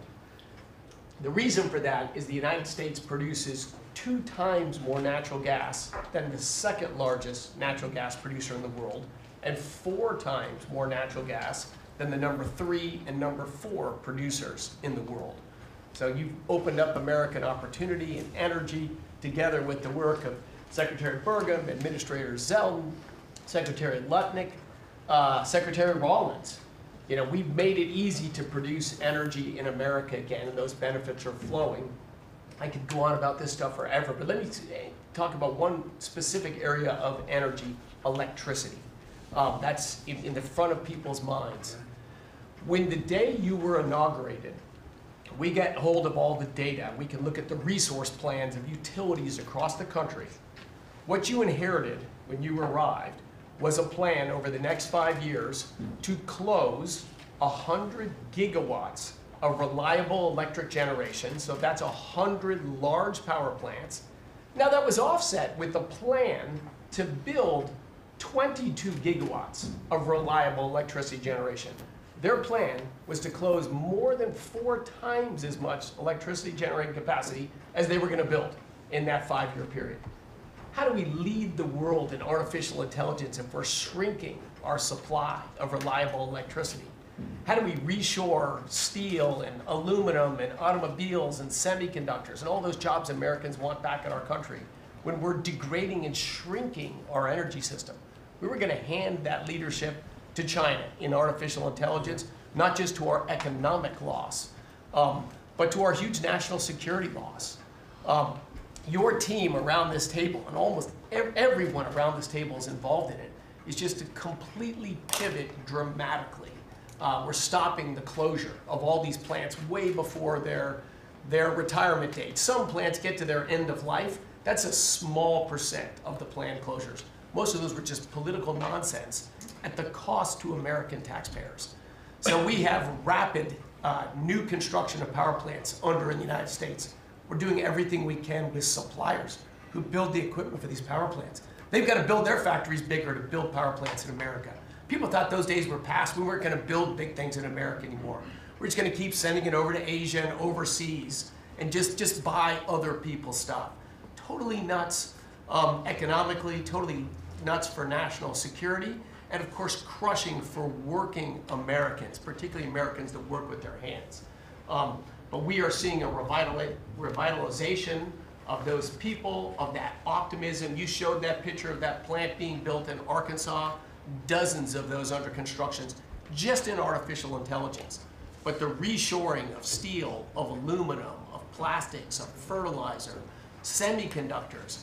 Like this, America's the land of opportunity. How did we get to become this awesome nation? Because we believed in the American dream and we leaned in on it.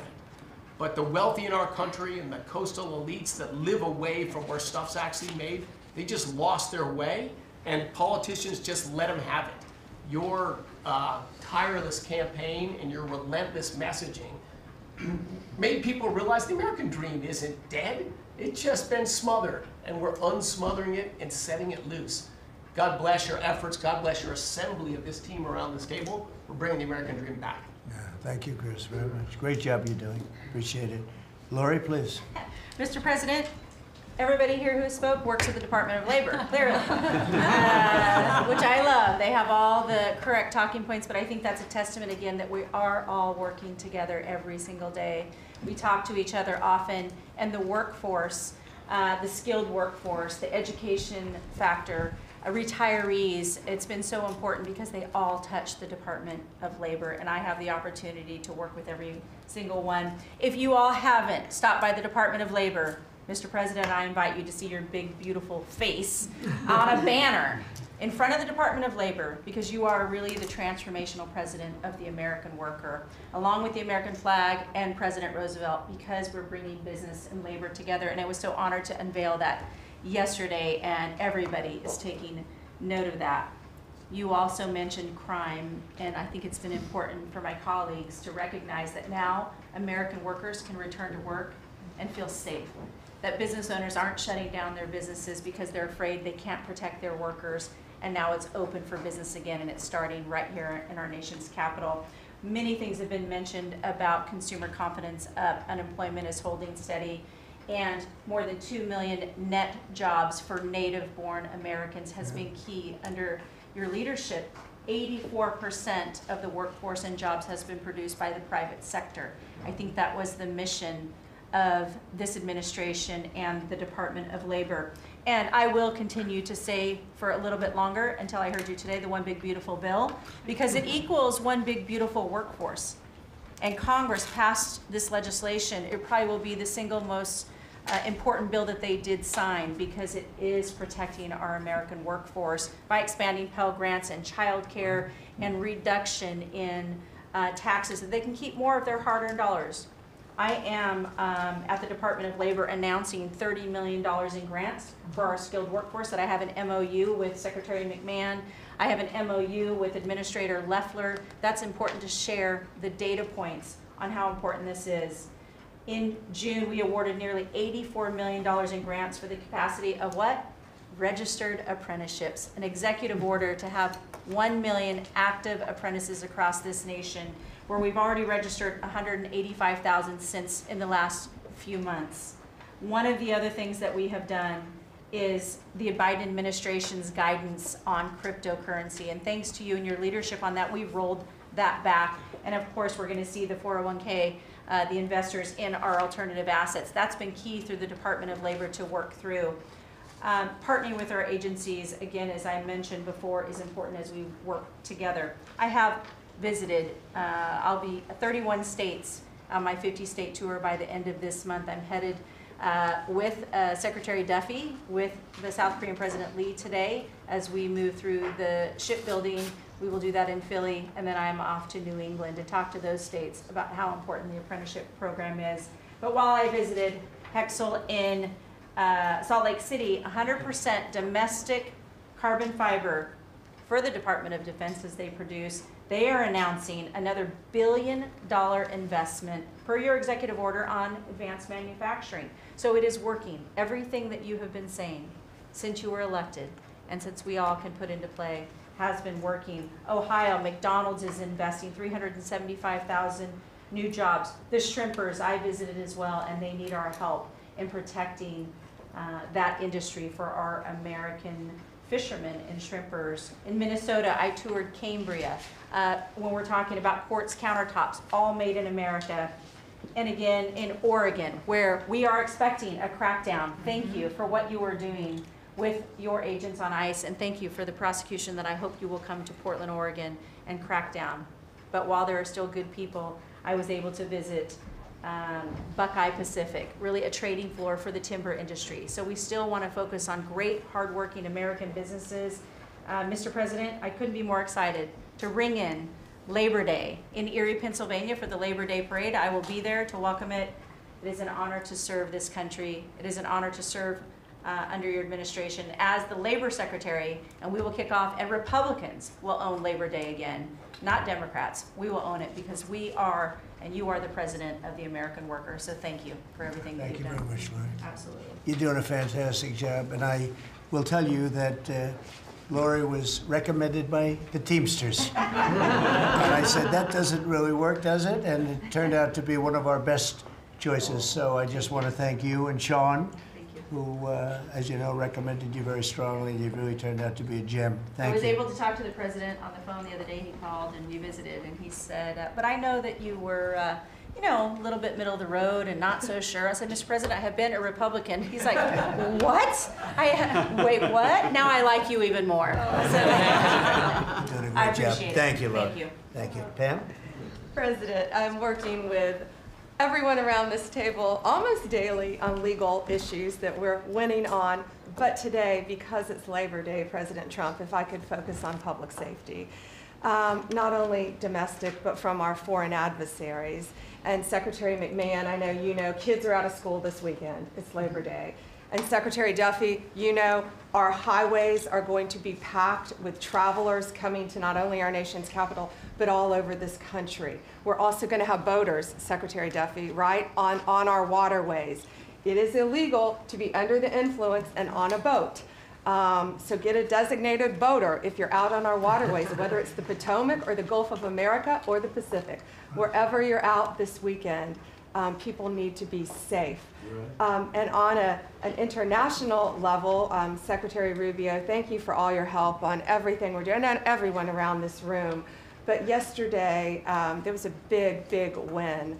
El Mayo pled guilty, and he was the co-founder of Sinaloa Cartel with El Chapo. And there's even a Narcos Netflix series about these guys. Well, now we know the ending. He's going to die in an American prison.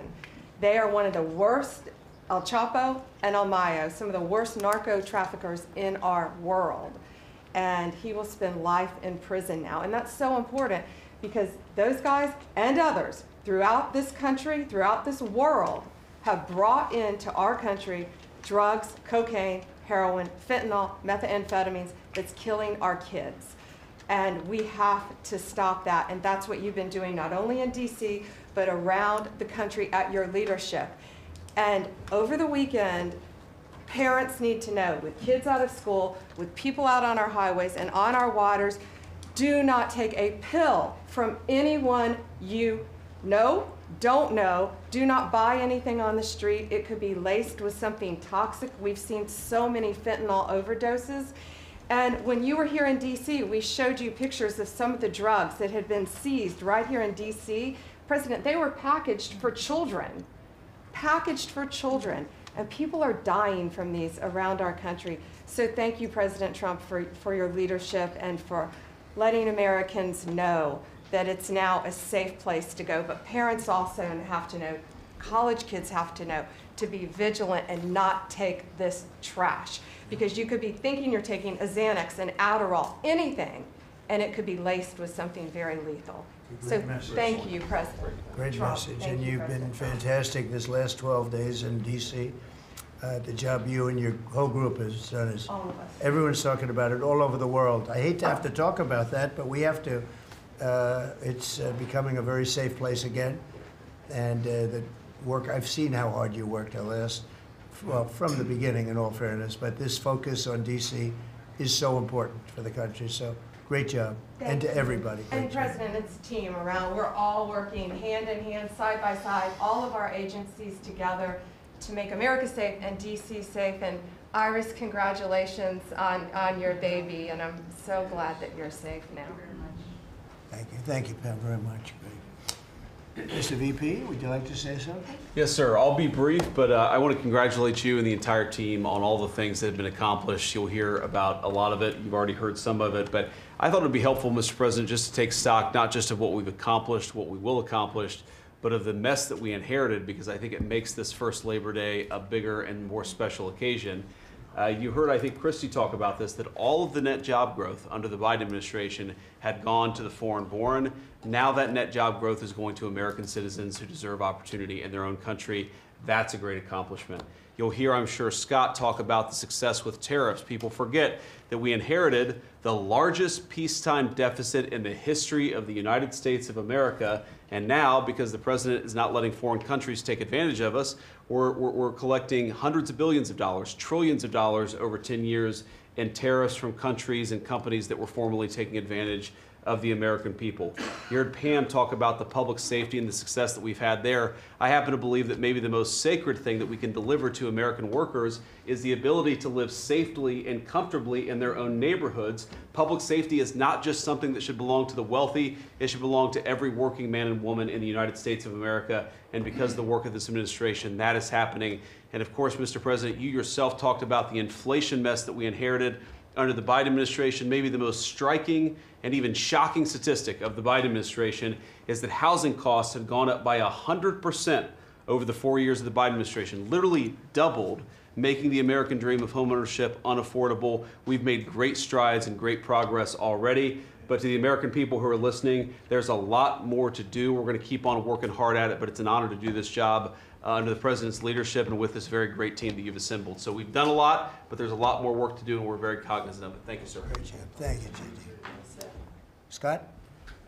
Sir, as we've said very often, economic security is national security, and our country has never been so secure thanks to you.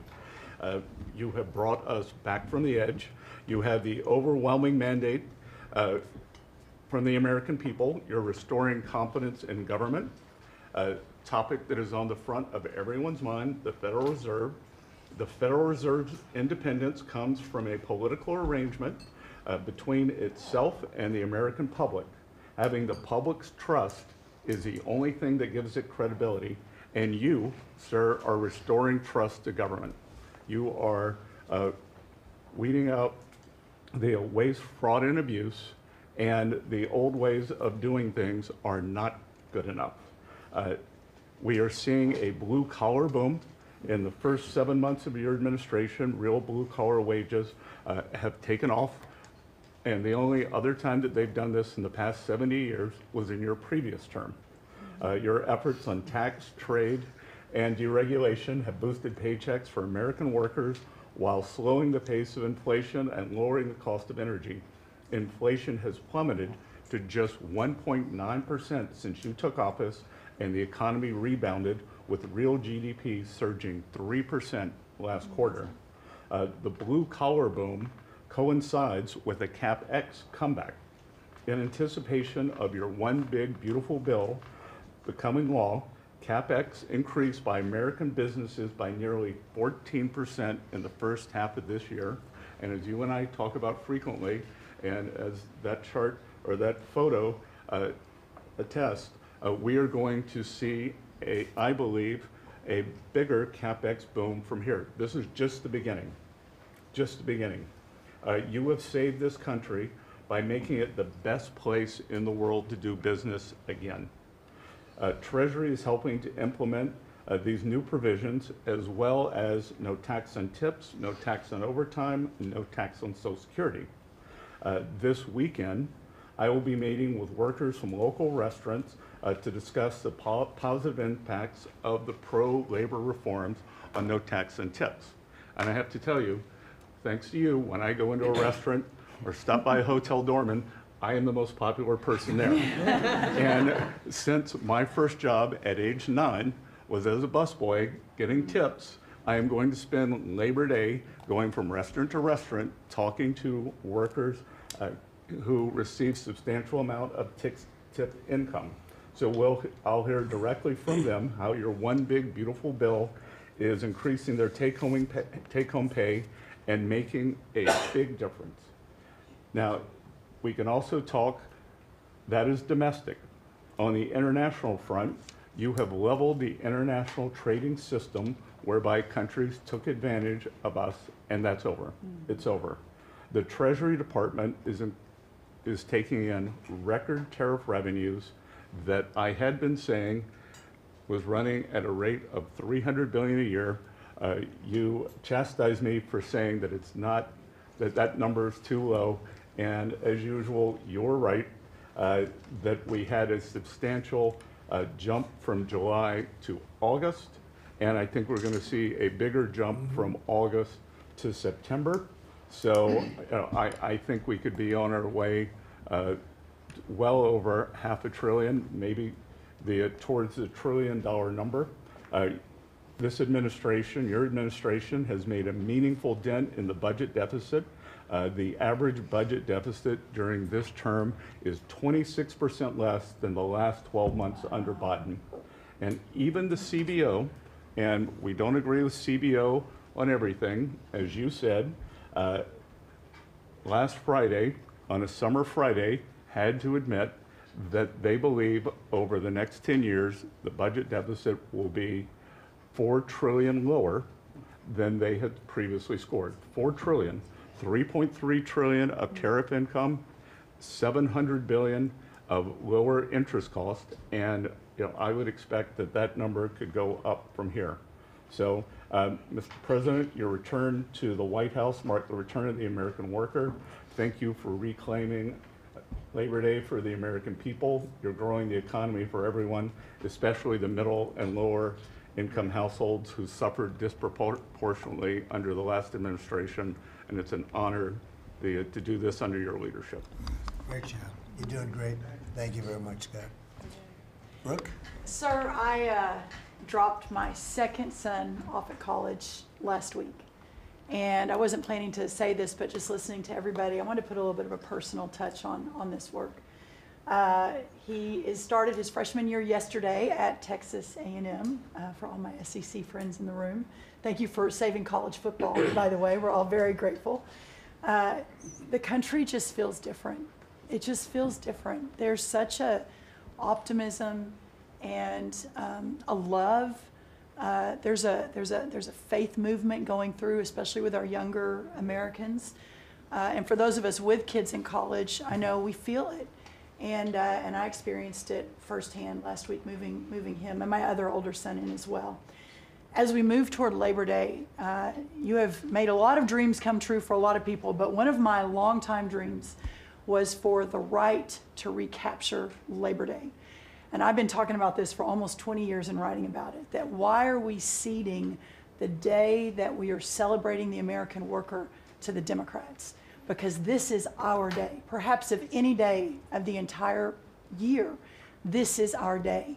America was founded and fought for by fishermen and farmers and workmen and et cetera. The Genesis, the first book of the Bible, talks about the righteousness of work and the art of creation.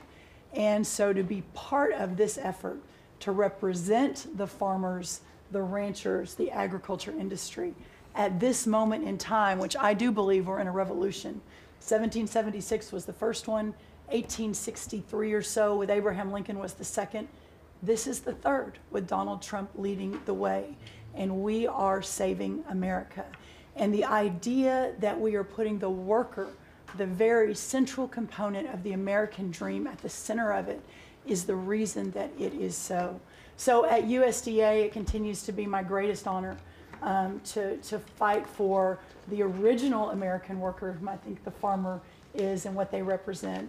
And as we are building new systems and new structures, as we have this year going to have the best harvest on record for our row croppers and others, what this team has done and is doing to open up those markets to ensure that these farmers can continue to return prosperity to rural America. I'll finish with this. This morning, we had a working group with 6 of our cabinet members. Bobby Kennedy representing healthcare, Linda McMahon education, Lee Zeldin deregulation, Kelly Loeffler small business, Lori Chavez Rimmer labor, and Scotty Turner housing. And how you leading the way in your vision, how that will return the golden age to rural America, to the very fabric of our country. And whether it's better hospitals, better education, more opportunity, less government, better and bigger small businesses, better opportunities for our workers, and better housing, and of course the agriculture piece of that, through the big, beautiful bill, the bill, what it did, the greatest investment in rural America in history. And now the opportunity to effectuate that is, again, a game changer, a country saver, and what a joy to be able to do it under your leadership. So thank you so much. Really good, thank you. Beautifully stated, thank you very much. Scott? Yes, sir. Thank you, Mr. President. I'm so grateful to be here to celebrate Labor Day with the greatest team in America. And it is football season, so I'm happy about that. But Mr. President, I want to say thank you for, as Brooke said, reclaiming Labor Day. And you've been a tremendous champion for the American worker. I come from a hard-working family, as many people around this table do. And so thank you for helping us to change the conversation. And I believe we are changing the conversation around the kitchen table. And as everybody knows, you know, my job is to steward HUD. And we have at HUD been very intentional about changing the conversation about the dignity of work and the dignity and the honor of family formation through work. And how the younger generation, when they see their parents work, how they're incentivized to work. And that, you know, America is not a welfare state, but America was built on small business. It was built on entrepreneurship.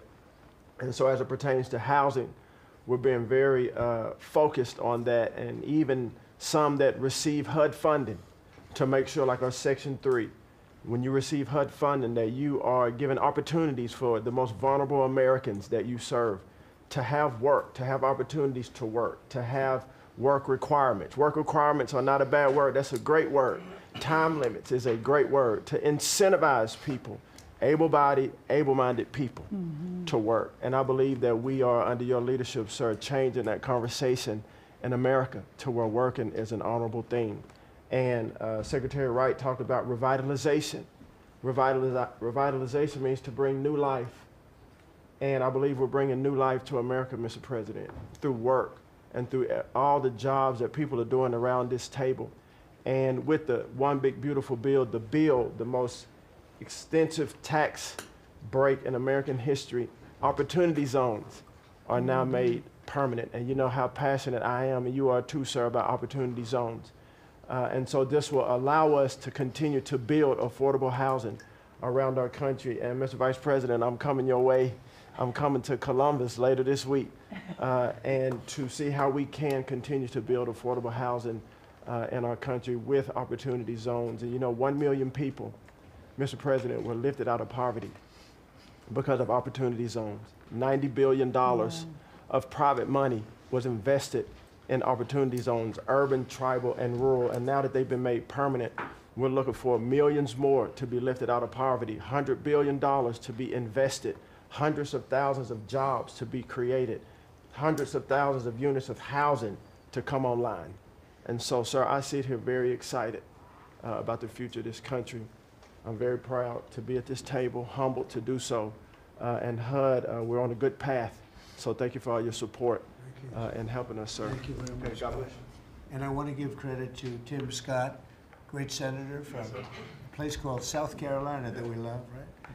And Tim really came up with opportunity zones, and we did a good job of working with him, and together we created something that nobody speaks of very much, but it's probably the most successful thing that's ever been done of its kind. It's been amazing. So Tim Scott deserves a lot of credit for that. Thank you. Thank you. So Russell, go ahead. Thank you, Mr. President. And I get the opportunity to go hand by hand with all of these people as they move their deregs through the Office of Management and Budget. And I wanted to zoom out for a second. In the first term, you gave us a goal of 2 for 1. And then we outperformed it through your leadership. We came in at around 5.5, 6 for 1. And then as you're running for your second term, you put out a goal that when you put it out, I was thinking to myself, that's going to be a pretty ambitious goal. You said 10 for 1. Well, where we are right now, in just 1 month, in 1 year, basically 8 months, we are at 245 deregulatory initiatives planned by these agencies. That comes out to 30 for 1. So we are making incredible strides, and you know, as you're focused on the details of each one, I mean, these aren't small things. Endangerment finding is one of the most deregulatory things we've in the history of this country. NEPA reform, incredibly deregulatory.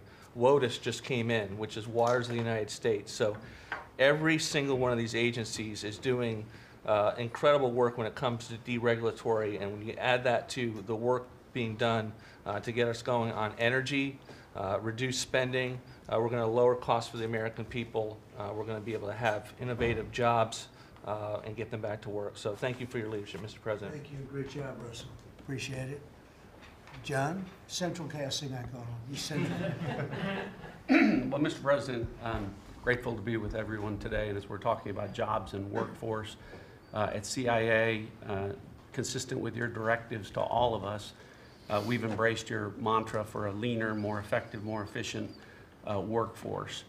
But at CIA, Mr. President, we had an additional challenge because, as you know, at times, our workforce had been misdirected. Its focus put on political narratives, some that even worked against you and always worked against the American people. I heard about that. But under your leadership and your direction, we have been focused back on the core mission of what CIA is supposed to be doing, which is to provide you and this entire incredible team around the table with a decisive strategic advantage in accomplishing your goals. And your success in that regard, the examples are clear and many. With regard to Iran, everyone knows that our DoD partners executed that mission flawlessly.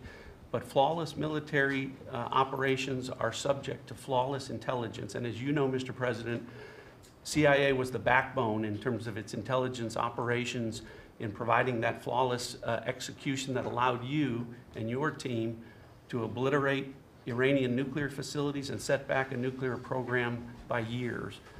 Likewise, with regard to your ability to prevent and to preempt wars between India and Pakistan, between Armenia and Azerbaijan, between Rwanda and the Democratic Republic of Congo. In all those cases, CIA intelligence supported you and your entire team in making that possible.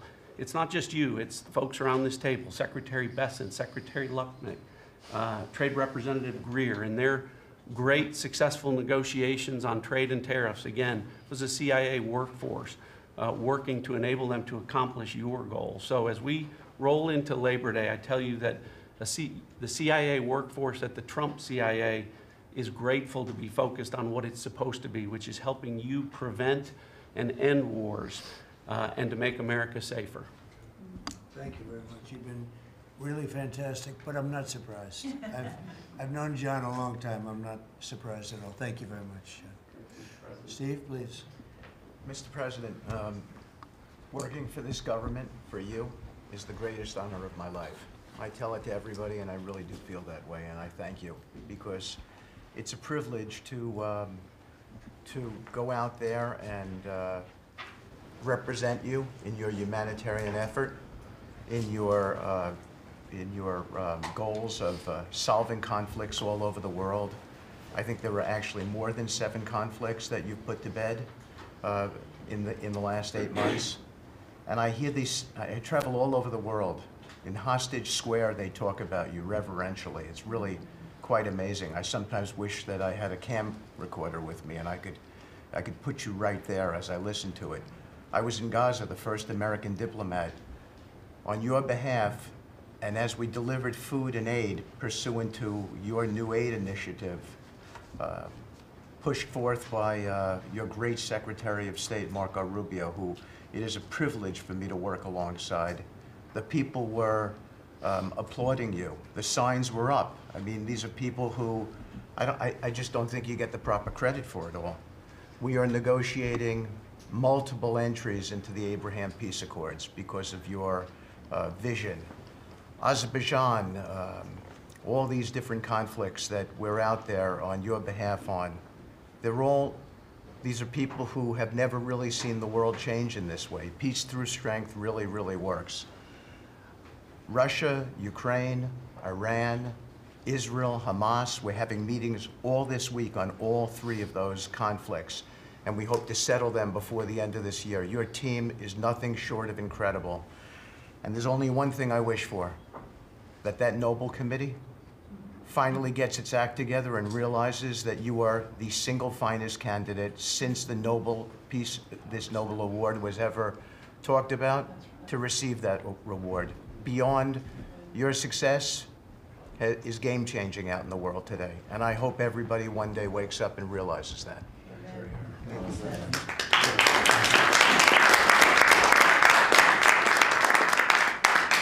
Thank you, Steve. Jamison, please. Mr. President, I like to think of Labor Day as the Trump trade policy day, because everyone around this table and everyone listening knows that one of the major reasons why American workers and organized labor voted for you is because of your trade policy and the policies you've had and advocated for 40 years or more. You have reset global trade policy in the past few months, and it shows that it's been working for American workers. When you look at President Biden, in the last quarter of 2024, median weekly earnings fell 2.1%. In the first quarter of your term, they went up 3.3%. And that's why we're doing the trade policy we're doing. It's to help the workers of the United States of America. And they're the best in the world, but they can't do it without a level playing field. And you have flipped the script. For many years, the other countries had high tariffs and high non-tariff barriers, while we were open to all of their labor and services and goods and capital. You flipped it. Now we have the tariffs, and they have lowered theirs and the non-tariff barriers. And we couldn't have done it without you and the leverage you've created. So between the tariffs and the deals, the hot streak continues for the workers of America. So thank you. Thank you very much. Really good job, by the way. He's a good negotiator. Very good negotiator. Thank you. Please. Yeah. Well, Mr. President, I feel like, as everybody here has talked about how great working with this team is and all, but I do feel a special need that you've given me the privilege of working with the best of America. I get to take care of the veterans. I get to take care of the veterans who Labor Day really finds its roots in, if you think about it. We wouldn't have Labor Day if it wasn't for men and women who would leave their jobs and go fight this nation's battles to keep us free and independent so that they would have jobs to come home to. And over the past few years, they've been coming home to many times a government that was keeping them back, holding them back, taxing them, regulating them. And now we have veterans who represent the bill, the big, beautiful bill, they're the beneficiaries of. And I get to see them all the time because they're receiving the benefit because they see the jobs, they see the care that they're being given. And these veterans can look at their country with pride, knowing that we're taking care of them, just like you told me to do. When your only statement that you said to me, I asked you what to do, you said, go take care of my veterans. Well, that's what we're doing. One of the other things we're doing right now is, for many of you, I love to hear how you're deregulating everything, and I've worked from Congress and worked with many of you before. I get to do the same thing with the largest bureaucratic organization in the government. We're deregulating from the inside. And it's amazing to me because we have such a powerful workforce at the VA who really want to do good, but yet they kept tripping themselves up. They kept making their own, they'd take one step forward and put a regulation in that put them 3 steps back, and it always hurt our veterans at the end. We're taking that away. We're making community care again, Mr. President. We talked about this yesterday. We're making community care a part of our direct care system. So if a veteran wants to get into the community, they have our direct care and they also have the ability to go into the community. something that the previous administration decided they wanted to keep everybody inside because they thought it was a fiefdom they were building. I'm telling you, we're not building a fiefdom at the VA. We're trying to take care of a service organization that takes care of veterans. So how do we do that? We made best medical interest, where a doctor can send a veteran to the community a lot quicker without having to worry about miles and time logged and wait times. Just get them the help they need.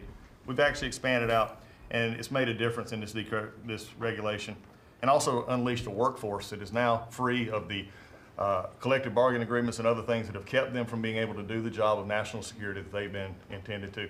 I'm actually giving them the benefit of the doubt to actually go be the workers that they're called to be, and that's what Labor Day is about.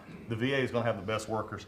But just to let you know how that's working out, wait times at our hospital are going down because we're getting them into our hospitals or into community care.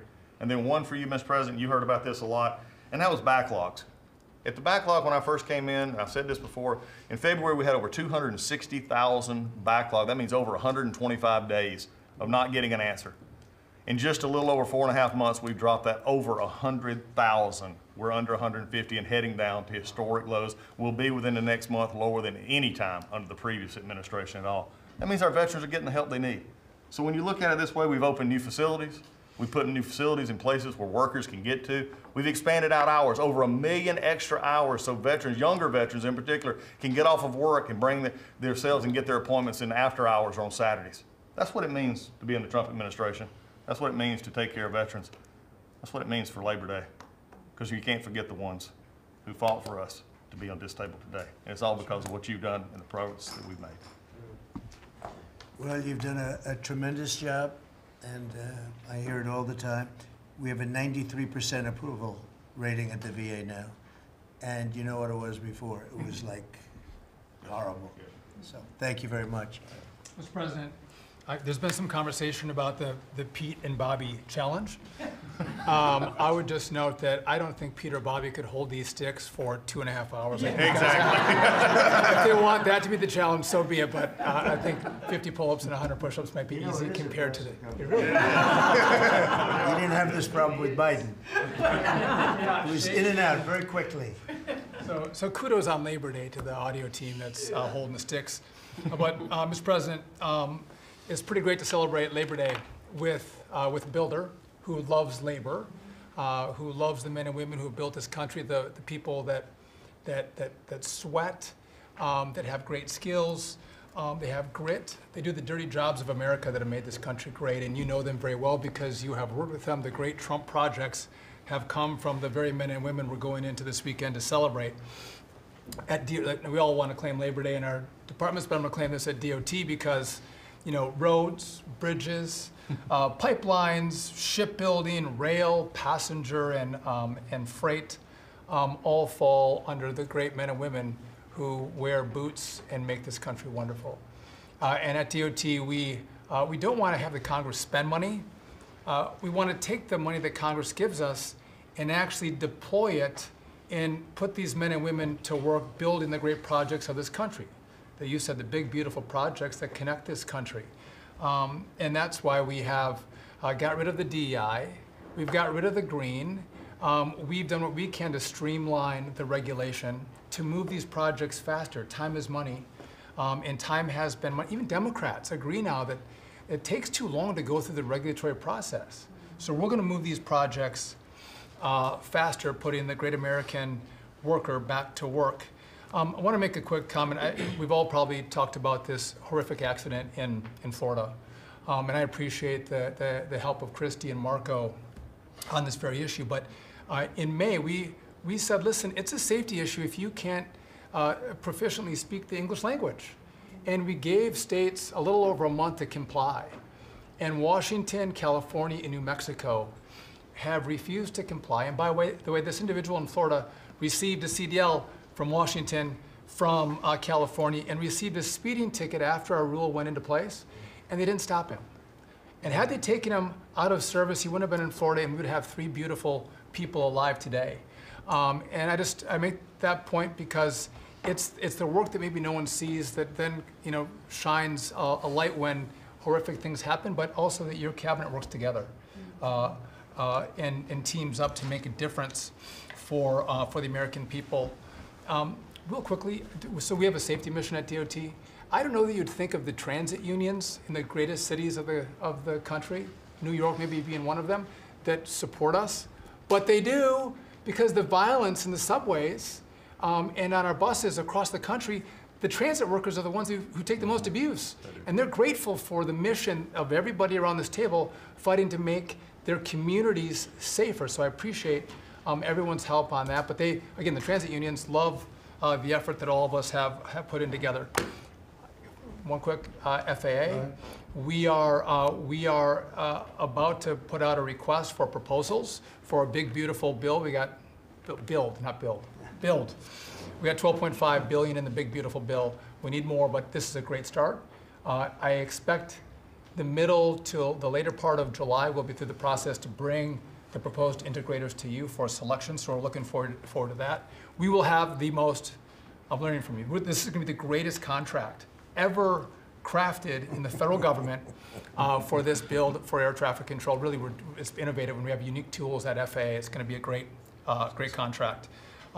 Bobby left me out of the windmill conversation, Bobby, but so there was a study done in the last administration that said if you build windmills 1.2 miles, within 1.2 miles from a roadway, it can mess up the automation and technology on a car. Same thing 1.2 miles from rail. The last administration buried that report, Mr. President. And so now what we've said is, what we're going to do is say, listen, I'm sorry, it is a safety risk to build windmills this close to roads. By the way, they want to build them by roads and by rail. We're going to say no more. It is a safety risk, and we have a report to show that. And just real quick. That's a good idea. That's great. Good team effort. I wasn't invited to the party, but I'm still going to throw in for the party. Maybe next time, Bobby. One last thing. We have this Mars to Moon mission at NASA. No, Moon to Mars mission. Sorry about that. But sometimes people think that space doesn't matter to them. But if you look at every rocket that's launched, the machinists, the truck drivers, the electricians, the welders that build these rockets in the industry that has developed over the course of the last 10 years in space, it's truly remarkable. It's not just rich guys sending up rockets in partnership with NASA. There's a whole industry of working men and women who we celebrate this weekend that build, refurbish, design the rockets that are making America the leader in space. So thank you for your leadership, and happy to celebrate this weekend with you, Mr. President. Really great. And he is doing a good job at NASA too, and we are, I think we'll have some pretty exciting announcements. And you enjoy it. And fun. I said, how about temporary? He said, well, can I go a little bit longer? He loves it. He loves it, and he's doing a really good job. Thank you very much. Appreciate it. Howard, please. So, making America great again is one of the key statements, and people don't always understand what you mean. So, we always talk about 1870 to 1913, but in the mid-1980s, America owned more of the rest of the world than they owned of us. We owned $140 billion of the rest of the world net of what they owned of us. And when you came into office this time, the rest of the world owned $24 trillion more of our assets than we owned of theirs. And so when people argue with you about, the trade deficit is nothing, the trade deficit sends 1.2 trillion of our dollars to them. And what do they do with it? They buy the great America. Because when we learned in college, what we learned was that if you keep printing these dollars, they're supposed to devalue. But the problem is we're too smart. We invented the light bulb, the transistor, the GPU, so they keep buying us. And the only president ever to understand that, and you understood it in the 80s and the 90s, and I used to see you on TV and you'd say, God, what are these people doing? And finally we've changed it. So let's go over what we've changed. So Japan and Korea, they're never gonna open their markets to us. So we've negotiated $900 billion that they're giving you to invest in national and economic security in America. The European Union, the second largest economy, $20 trillion. And all the experts said, you'd never get a deal done with them. And watching you in Scotland was my favorite thing, right? 15%. They'll pay us 15%, and we will pay 0. So we can export to their $20 trillion economy, and they can pay to come to the great American consumer, right? So, a couple of other things. 4 days before you took office, the Commerce Department, which had the CHIPS money, they set up this thing called NatCast, which was a make-believe not-for-profit. And they signed contracts to wire them $7.4 billion. This was just nonsense. So we stopped the payment. We've got the money. It's an illegal thing to try to set up a department that's not the Department of Commerce, that kind of acts like the Department of Commerce. And what was it filled with?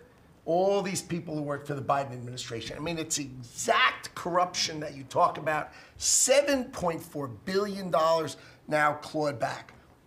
Last week was the most fun.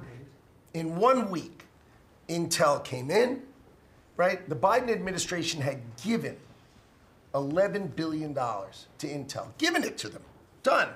Corporate just gift. And you turn that into really, you know, it was like less than 5 minutes of conversation, and Intel agreed to give us 10% of their company, which of course was worth $11 billion. So it's not socialism. This is capitalism. If you give someone $11 billion, who's just building in America, they're not doing something special, they're building in America. And their CEO told the president he didn't need the grant. And you said, well, then why don't we get something for it?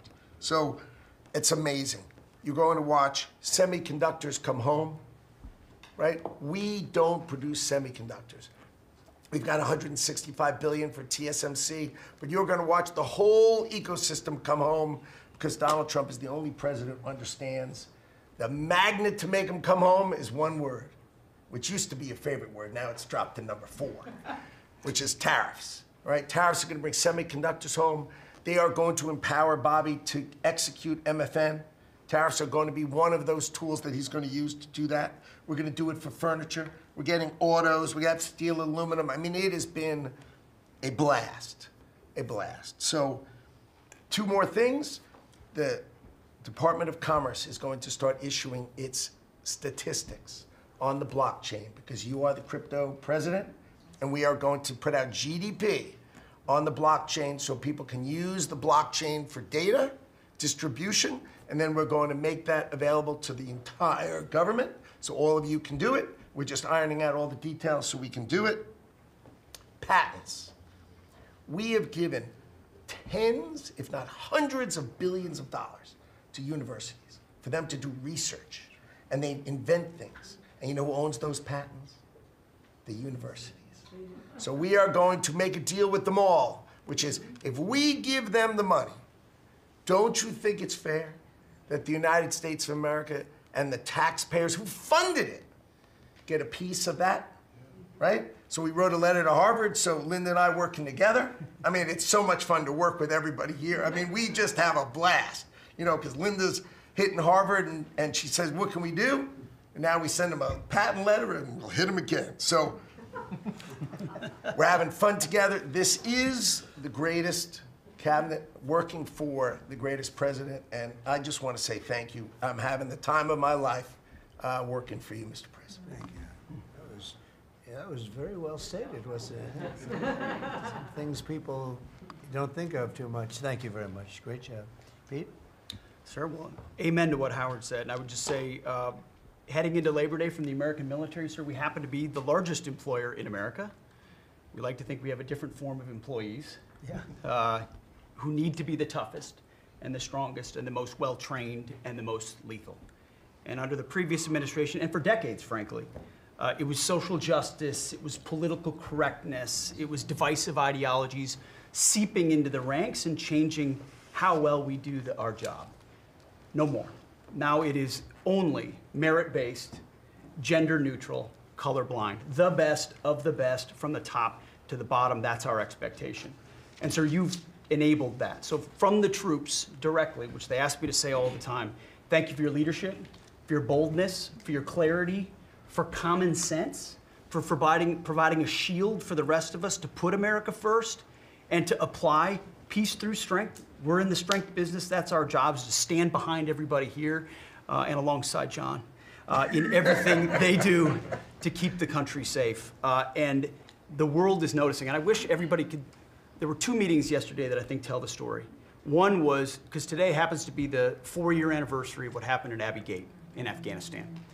Mr. President, you had the families in, who you've met with multiple times, who, when the cameras were on and not on, acknowledged, sir, you were the only one that gave them a proper greeting, that recognized what they gave their sons and daughters in the debacle that was the withdrawal in Afghanistan, that we will bring accountability for at the Defense Department through our investigation. That's good. But at the same time, the world sadly took notice, whether it was Israel, whether it was Ukraine. Those wars never would have started if you were president. Instead, they looked at the foolishness of Joe Biden.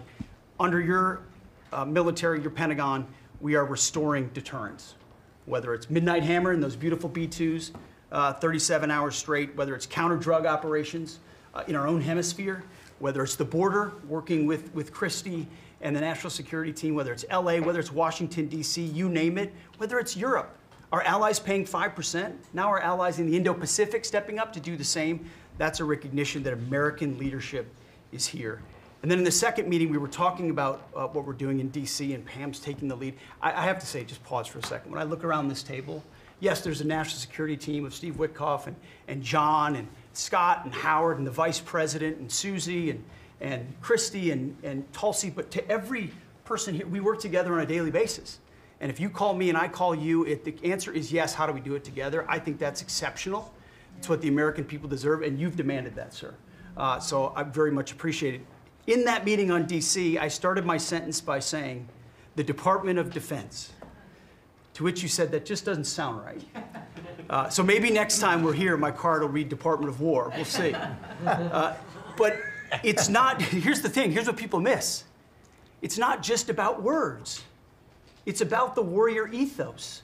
It's about what the department is supposed to do. George Washington started the Department of War because he wanted us to win our wars. Our founders didn't want endless foreign entanglements. They didn't want endless contingencies and deployments. They wanted an empowered military that was, the handcuffs were taken off to fight to win, and then bring those troops home. So my platoon in Guantanamo Bay, our motto was, those who long for peace must declare for war. We must prepare for war. We don't want war, we don't seek it. You are the peace president, sir. Because we are strong, our enemies know what we will do. And so whether it's Secretary of War or Secretary of Defense, that warrior ethos is changing. We're going back to basics. Our drill instructors can be drill instructors again, sir. So from the minute of the tactical of standards to the strategic of B-2 bombers, we're focused on what matters. Had a meeting yesterday on Golden Dome for America, which is on track to deliver strategically for the American people. Munitions, and the Deputy Secretary making sure our stockpiles are overflowing. That's our job. I'm an honor to be a part of it, sir. Thank you for your leadership. That's great. I think I like Department of War better, but we'll make that decision, right? But you've been great. Thank you very much. So Marco, go ahead. Well, Mr. President, first of all, everyone's made this comment already and needs to be echoed again. You were elected as the President of Working Americans, and that's why this Labor Day is so meaningful. For me personally, this is the most meaningful Labor Day of my life as someone with 4 jobs. And so,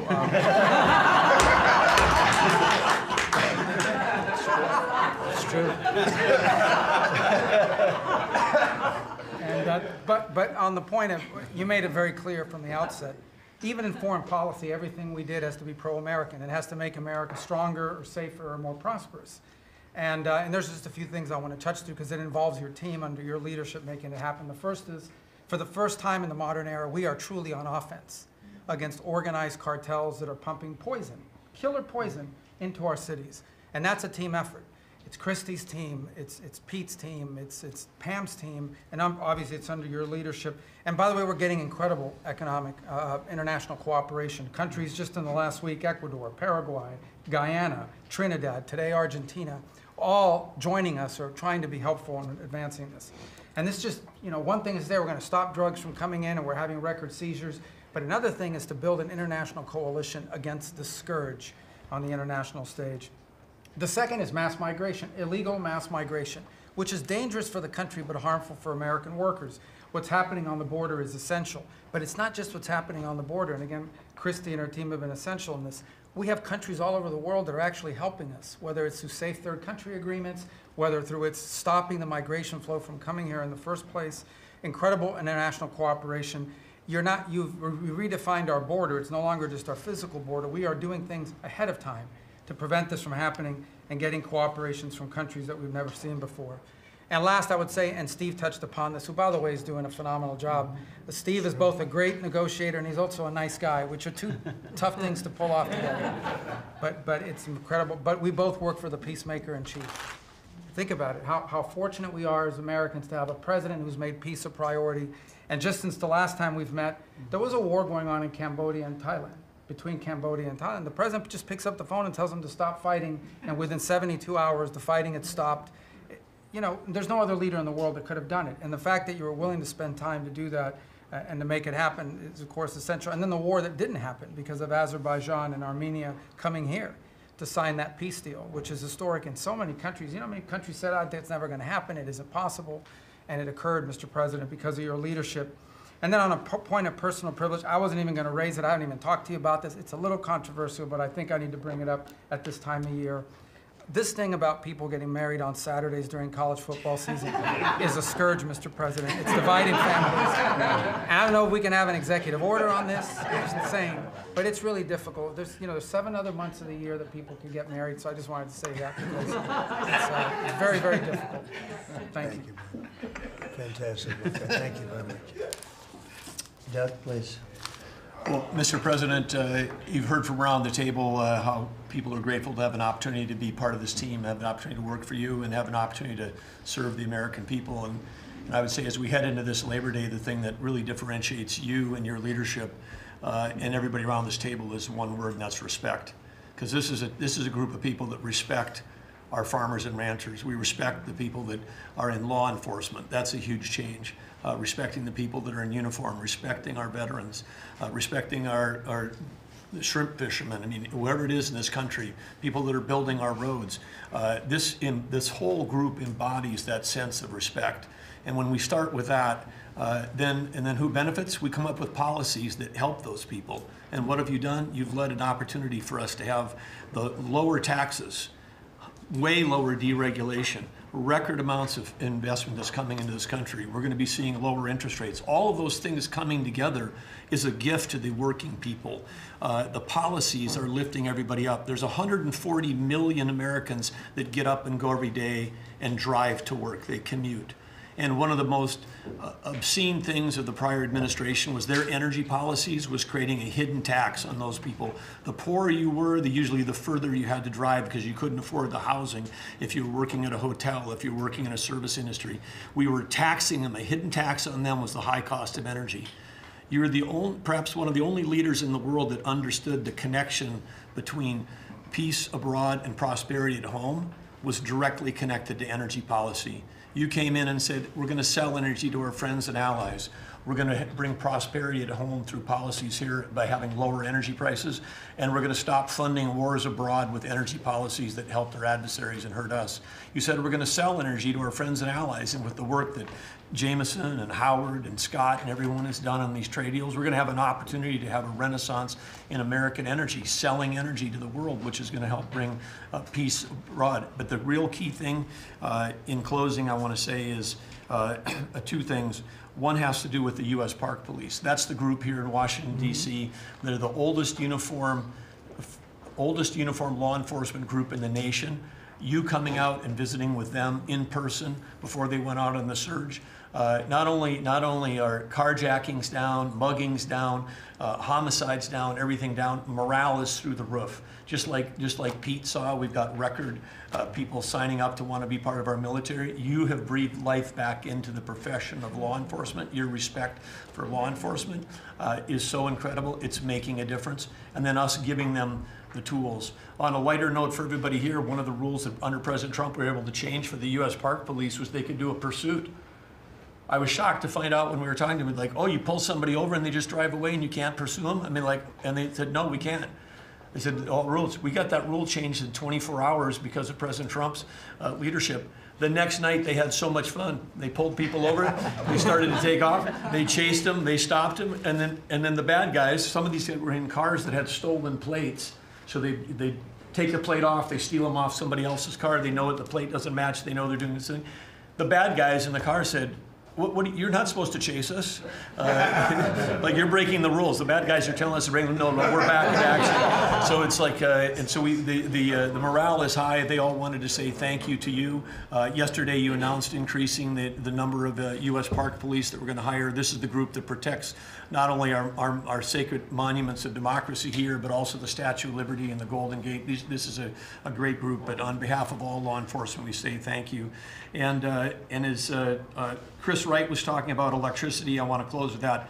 We've solved amazing things in 7 months, but the big challenge we have against the remaining is, solving Iran's nuclear thing, that was an existential threat. China beating us in the AI arms race, that's an existential threat. We finally have a president who talks about it. You talked about it in your opening remarks. You've signed executive orders. You understand that essentially we used to say hundreds of years ago, people started saying that knowledge is power.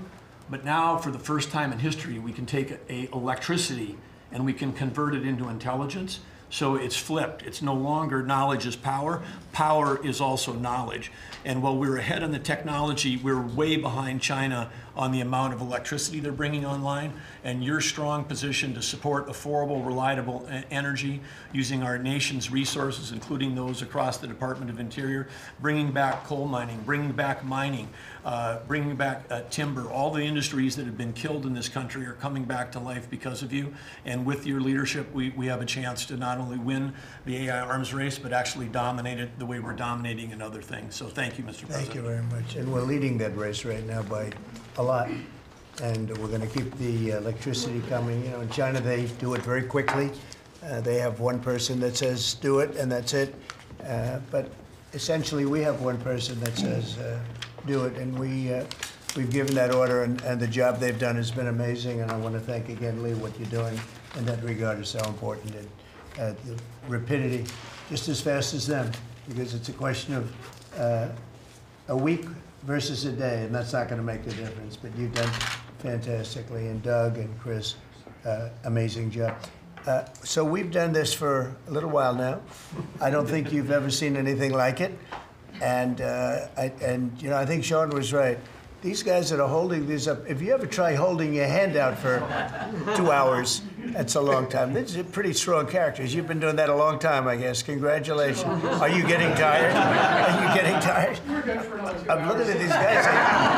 They look like they have no problem. It's amazing, actually. It's, I think they would have beaten you guys in the test.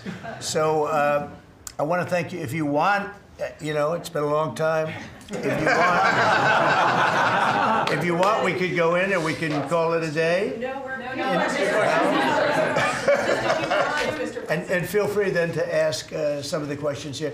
Look, I believe in very open, you know, we want to be open, above board. We want to be honest with the media. I wish the media was totally honest with us, but I think they're getting better, to be honest with you. And so we'll see. But if you want to take a few questions, you President, on a serious note, when it comes to Fed Governor Lisa Cook, her lawyer has said that they're going to be filing a lawsuit challenging this legal action.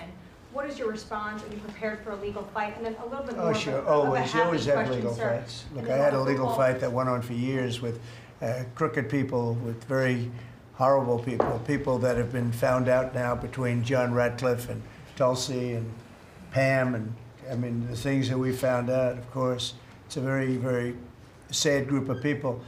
But no, she seems to have had an infraction, and she can't have an infraction, and especially that infraction, because she's in charge of, if you think about it, mortgages, and we need people that are 100% above board, and it doesn't seem like she was. Yeah, please. Mr. President, first, I would love to ask you a serious question, but I have to tell you the biggest pop culture news of the year broke while we were in this cabinet meeting.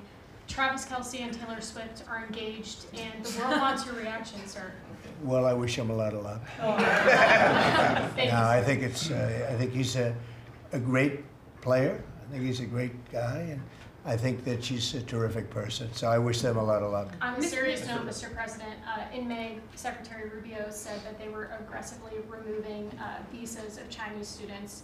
Yesterday, you said you wanted to allow 600,000 Chinese students to study in the United States. Could you and the Secretary clarify what is the policy on Chinese students in the United States of America? Well, we think we're getting along very well with China. And I'm getting along very well with President Xi. I think it's very insulting to say students can't come here because they'll go out and they'll start building schools and they'll be able to survive it. But I like that their students come here. I like that other countries' students come here. And you know what would happen if they didn't? Our college system would go to hell very quickly. You'd have, and it wouldn't be the top colleges. It would be colleges that struggle on the bottom. And you take out 300,000 or 600,000 students out of the system. I like having, and I told this to President Xi, that we're honored to have their students here. Now, with that, we check and we're careful and we see who's there, and Marco wants that. We're in the same position.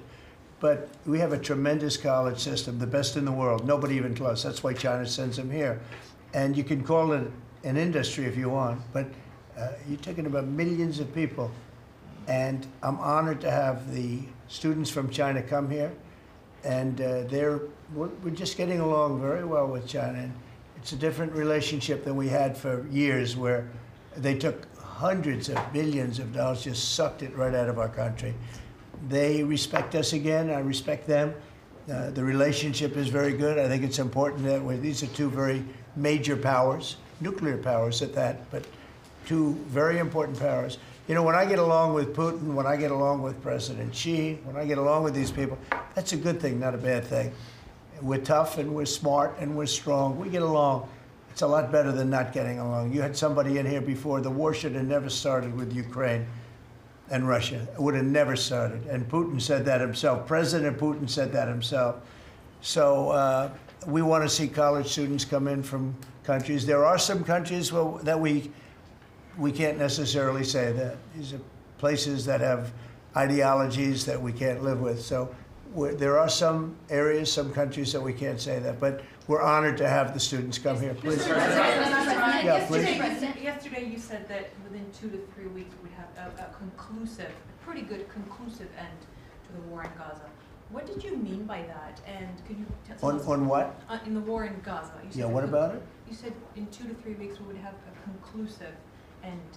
A pretty good conclusive. There's no conclusive. It's been going on for a long time. You're talking about, I guess if you really add it up, Steve, you're talking about thousands of years, okay? It's been going on there's nothing conclusive, but hopefully we're going to have things solved very quickly with regard to Gaza and also with regard to Ukraine and Russia. Mr. President, who are you considering for the replacement to nominate for Lisa Cook, and what economic background or history are you? Well, we have some very good people for that position, and I think we have some very good people. We're down to, I think I maybe in my own mind have somebody that I like, but I deal with Scott and I deal with Howard, and we're dealing with a lot of people actually that are going to be involved in that decision ultimately. It's a very important decision.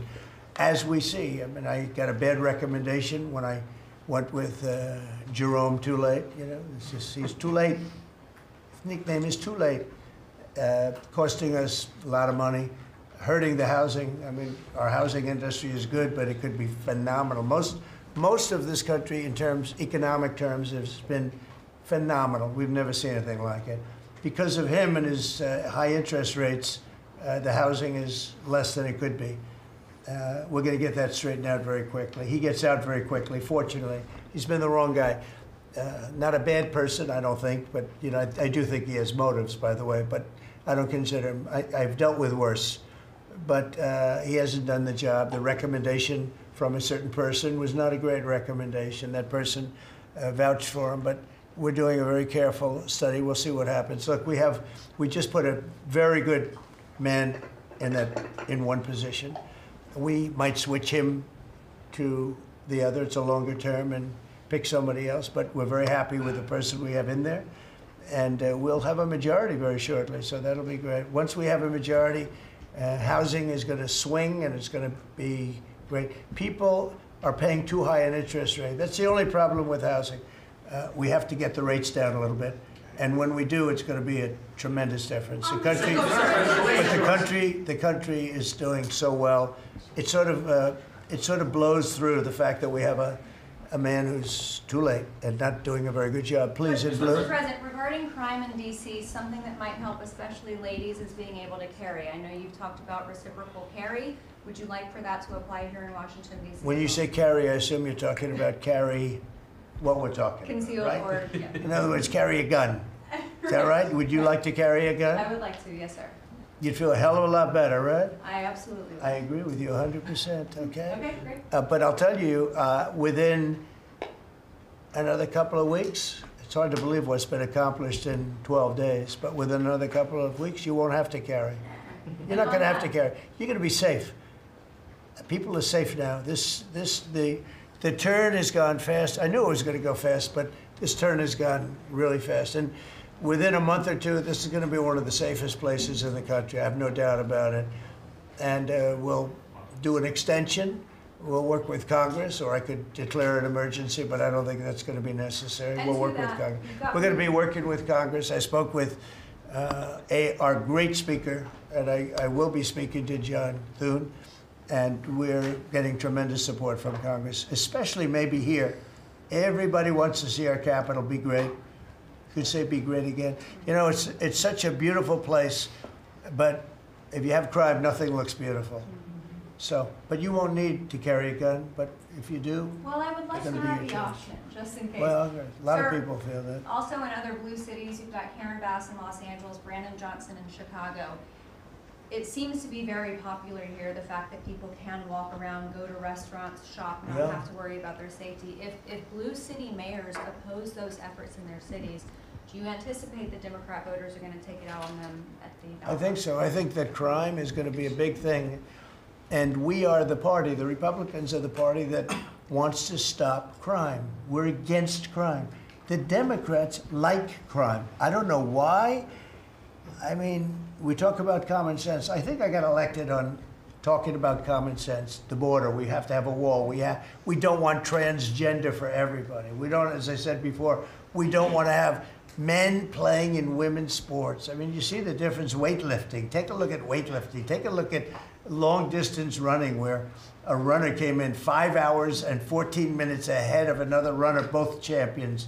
One male, one female. It's not fair. It's demeaning to women. It's so bad. But they have another one, and I think this is the beauty of them all. Crime. They're against crime prevention. You can't do that. You can't do that. And I think to myself, I say, is there some game? You know, they're smart people.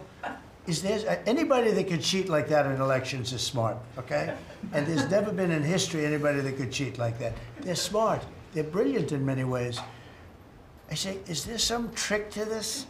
When they say, Trump is in Washington, D.C., stopping crime. He's a dictator. And people are being mugged like your brilliant associate here. I don't know how you're alive. I mean, based on that story, you got very lucky. He didn't just go, all he had to do is this, right? And, you know, it's pretty amazing. Was it an So intentional we have something. I think we have two things. I think what Bobby was talking about with respect to drug prices is unbeatable. Nobody else could have done it but us. And I think that crime. I think crime will be the big subject of the midterms and will be the big subject of the next election. Think of it. They are, instead of saying, Trump's right about crime, it's really bad in Chicago. You have a guy in Illinois, the governor of Illinois, saying that crime has been much better in Chicago recently, and Trump is a dictator. And most people say, if you call him a dictator, if he stops crime, he can be whatever he wants. I'm not a dictator, by the way, but he can be whatever he wants. I think it's going to be a big subject for the midterms, and I think the Republicans are going to do really well. They called it a trap. This Democrat consultant, they said, he's put him in a trap again, because these are all traps. You know, 80-20, but they're not 80-20. They're almost 100-0, all these issues. But I would say that crime is stronger than men playing in women's sports. I think it's stronger than transgender for everybody. You know, it's transgender for everybody, according to them. It's stronger. Of course, this is the cause of it, open borders. Open borders gave us a lot of this crime. So, you know, so they're sort of on an equal footing, I guess. But crime is going to be a very big subject. And you know what he should do if he was smart?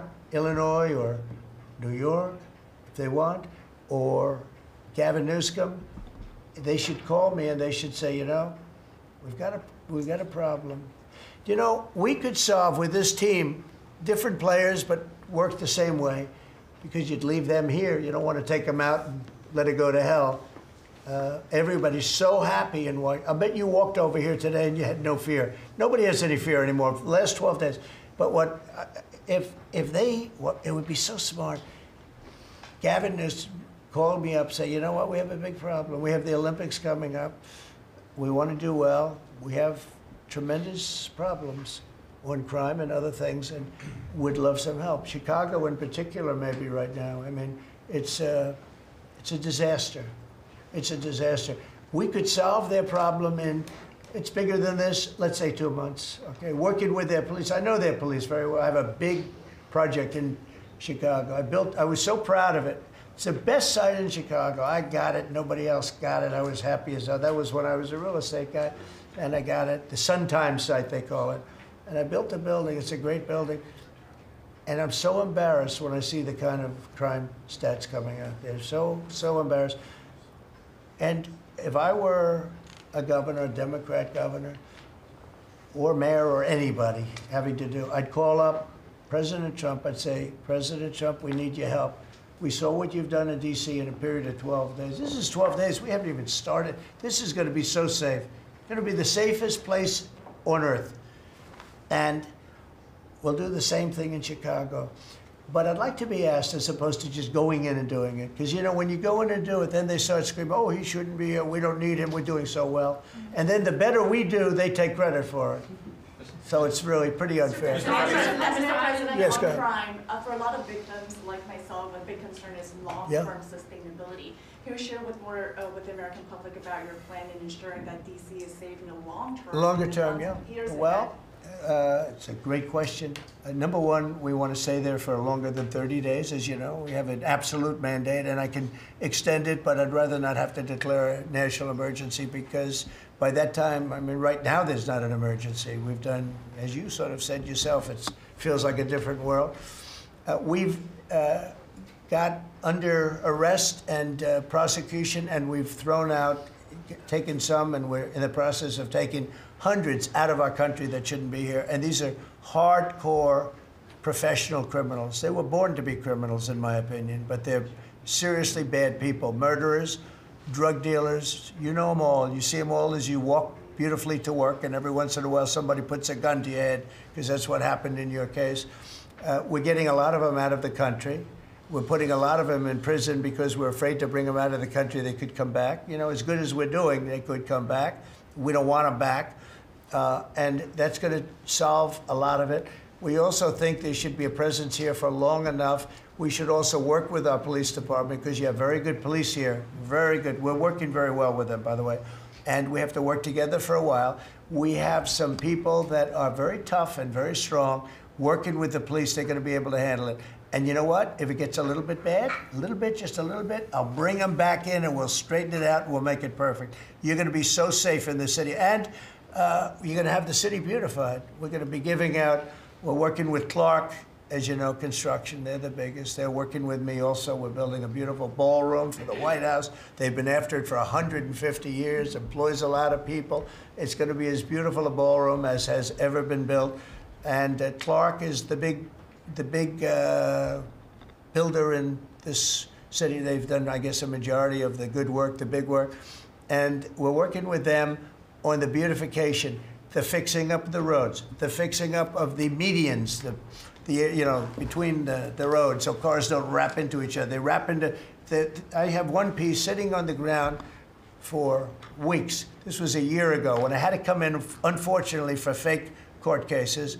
And I looked at the condition. We have it fixed up a lot right now. You know, the tents are removed and a lot of things have taken place. But I'd come into this city and I'd say, boy, does it look bad. The filth on the roads, the medians were broken and always laying down, and nobody would fix them, and all of that. Well, we're going to have new medians. We're going to have a nice topping put on the road. We're not going to rip the roads apart and start a construction project that lasts for 2.5 years as they rebuild the road, which they don't have to do. And we're going to have this place so beautiful. That's going to be a part of it. Now, the biggest part is crime, but it's also a part, you know, when you see a dirty city, it's like I told, I don't know, it became the #1 thing viral. I said my father, he's a smart guy, he's a great guy, he's a loving, wonderful father, but he could be a little on the tough side. He told me that, son, when you walk into a restaurant and you see a dirty, filthy door going into the restaurant, don't go there because the kitchen's dirty also. When they see a dirty Capitol, the rest of the world, they lose a lot of respect for our country. This Capitol is going to be so beautiful. We're going to have new poles, new lights, new fences. It's stuff that, when you add it up, it's money, but it's peanuts compared to what we're talking about.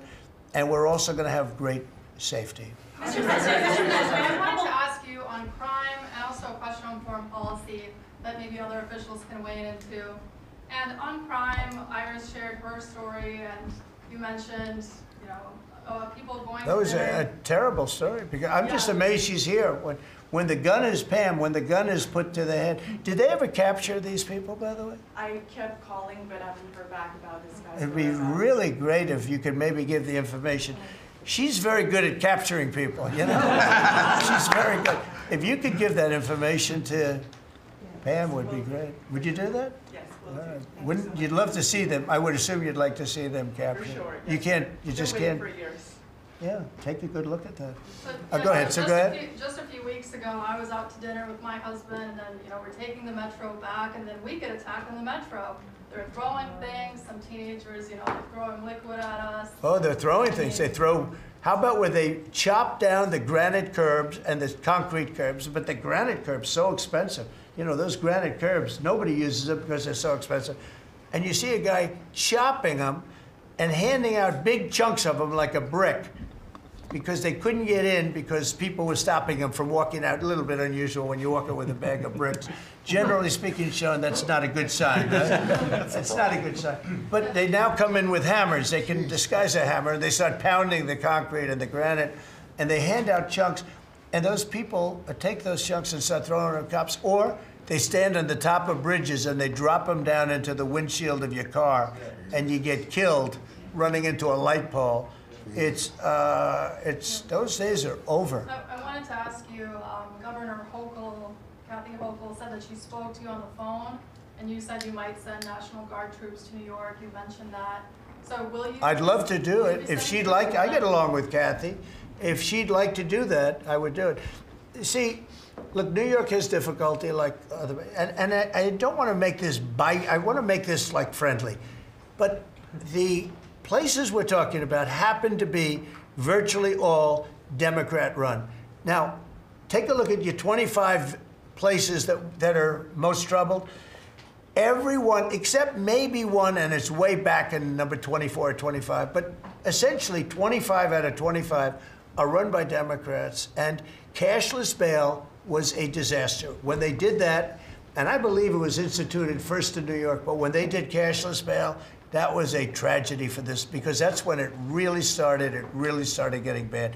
When somebody kills somebody, you don't say you can come out, you don't have to put up anything. You put that person in jail and you find out whether or not it's true, but you don't give cashless bail with a promise to come back in a couple of months, we'll start talking to you. Because they go out and they kill other people, and you can't do that. The cashless bail has been, you know, it's just a woke thing. It's got to stop. You see that, Christy, better than anybody. It's got to stop. It causes unbelievable, and we're doing that. We're stopping it in D.C. I would love to have the governor of Illinois call me and say, look, we have a problem in Chicago. We will stop that problem in Chicago in 2 months, maybe less, 2 months. We'll stop it. These are tough cookies we have working for us. These are tough cookies. These are not politically correct soldiers that I won't go into definitions of what that means, but these are not politically correct soldiers. These are rough guys. I watched it last night. I see it. I saw them the other day when we went down and we spent some time together with them. These are tough cookies. These are not people that you're going to laugh at and spit in their face and they're not going to do anything about it. And these people, they're afraid, these gang members who are bad people too. These are just bad people. Ours are bad, but they're bad in a good sense, right? You don't understand that, Scott? And we can solve Chicago in 2 months. Now, then, as per your statement before, we have to keep it going, and we'll be able to keep it going. The first thing you have to do is get it down. We are very close to being at that position in DC, and within a month, we will be, within a month from when we started, which is quicker than I thought, you're gonna feel very, very safe. I think you feel very safe right now. But I would love it to have these governors, mayors call me and say, we'd like to invite you into our community because we have a problem and you can handle the problem and we can't. One other thing, sanctuary cities, they should be terminated. They're sanctuary for criminals. They're safety and security for criminals. They are very, very bad. And all of these places have big sanctuary cities, and all they're doing is protecting criminals. Okay. Questions about Lisa Cook. You have spoken out very strongly for a long time about what you see as the weaponization of government. Yeah. Is your administration weaponizing No. government by digging into the mortgage records of officials you don't like? No, they're public. I mean, you can find out those records. You can go check out the records yourself. And you should be doing that job, actually. You wouldn't do that because that's not the kind of reporter you are. But you should be doing that job. I shouldn't have to be doing it. If you did your job properly, we wouldn't have problems like Lisa Cook. Go ahead. You were going to say something? Go. Blue? Lisa Cook if she had voted to lower interest rates? On national Please. security. I think we have to have lower interest rates, yes. A follow-up question for you and Madam Attorney General on national security. We've heard from Stephen Miller yesterday in the Oval Office that there are street criminals here in DC who are actually found to be doing business with transnational criminal cartels. That's right. overseas. And we know who they are, and we know who they're doing business with. And we're arresting the people, very strongly arresting, and we're keeping them there because, you know, your laws here make it very difficult. And one of the other laws we're trying to get done, because you have 14-year-old kids that are just as tough as a 25-year-old kid, just as dangerous, and they carry the same gun. And we have to make a provision where they're treated like older people, because these are seriously tough, bad. They're children, but they're criminals, and they're really bad criminals. And they're used by older people because they never get charged because you can't do anything to them. But we are getting that change, Pam, I hope, because you have 14-year-old kids that are evil, they're sick, and they have to be put away. Something has to be done, because you can't have a society where they're allowed to walk the street. You know that better than anybody. On your way to Alaska. I can't believe it. You're not tired holding that? I have a few more questions. How strong are you? How strong are you? Look at him. He's been holding that thing for 3 hours. You're a good fisherman. Well, I should give that a shot. Go ahead. On the way to Alaska, you had mentioned that there would be severe consequences if Vladimir Putin did not agree to a ceasefire. Yeah. After that summit that was rolled back, given the negotiations, is he back on the clock now? I want to see that deal end. It's very, very serious what I have in mind if I have to do it, but I want to see it end. I think that in many ways he's there. Sometimes he'll be there and Zelensky won't be there. You know, it's like, who do we have today? I got to get them both at the same time. But I want to have it end. We have economic sanctions. I'm talking about economic, because we're not going to get into a world war. I'll tell you what, in my opinion, if I didn't win this race, Ukraine could have ended up in a world war. We're not going to end up in a world war anymore, but it would have ended up possibly in a world war. That would have been they were ready to trot. But just like India and Pakistan, we're going to end up in a nuclear war if I didn't stop them. You know, it's sort of strange. I saw they were fighting. Then I saw 7 jets were shot down. I said, that's not good. That's a lot of jets, you know. $150 million planes were shot down. A lot of them, 7, maybe more than that. They didn't even report the real number. I'm talking to a very terrific man, Modi of India. And I say, what's going on with you in Pakistan? Then I'm talking to Pakistan on trade.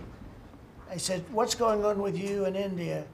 And the hatred was tremendous. Now, this has been going on for a hell of a long time, like sometimes with different names for hundreds of years. But I said, what's going on? I said, I don't want to make a trade deal. No, we want to make a trade deal. I said, no, I don't want to make a trade deal with you. You're going to have a nuclear war. You guys are going to end up in a nuclear war. And that was very important to them. I said, call me back tomorrow, but we're not going to do any deals with you, or we're going to put tariffs on you that are so high. You were there, Howard, right? Yeah. You're going to put tariffs on you that was so high, I don't give a damn, your head's going to spin. You're not going to end up in a war. Within about 5 hours, it was done. It was done. Now, maybe it starts again. I don't know. I don't think so, but I'll stop it if it does. We can't let these things happen. The Russia-Ukraine situation, last week, 7,012 soldiers, 7,012 soldiers died. They were Russian, they were Ukrainian, they weren't American, so a lot of people would say, what do you care? They're not American. I care. They're 12,000, over the last couple of weeks, over 12,000 people died in like in 2 weeks. You know, we're talking about crime where somebody's killed here or somebody. Think of it, you have your son leaving Russia, leaving Ukraine, their little house, wherever they live with their parents, they're waving goodbye, just like our parents would wave goodbye. And they're waving goodbye, son. And then a week later, his head's blown off in a stupid war by a drone, a whole new form of military problem. So, no, I'd like it to stop. I want to get it to stop. And it will not be a world war, but it will be an economic war. And an economic war is going to be bad. And it's going to be bad for Russia, and I don't want that. Now, I have to also see, because not everybody, you know, Zelensky's not exactly innocent either, okay? You know, it takes two people to tango. And I say it all the time. You got to get them together. I get along with Zelensky now, but we have a much different relationship because now we're not paying any money to Ukraine. You know, stop that. We're paying money to ourselves. What's happening is NATO is buying all of the equipment and paying in full. But even with that, forget about that. I want to get it stopped because it's a lot of lives that are being lost. Every week it's 7,000, 5,000, 6,000. I get the reports and I see battlefields. I'd rather not see them. And you know, you read about Gettysburg. You read about Gettysburg and you see, you know, those 600,000 people, but in that war in particular was really bad, like 150,000 or something, just dead body.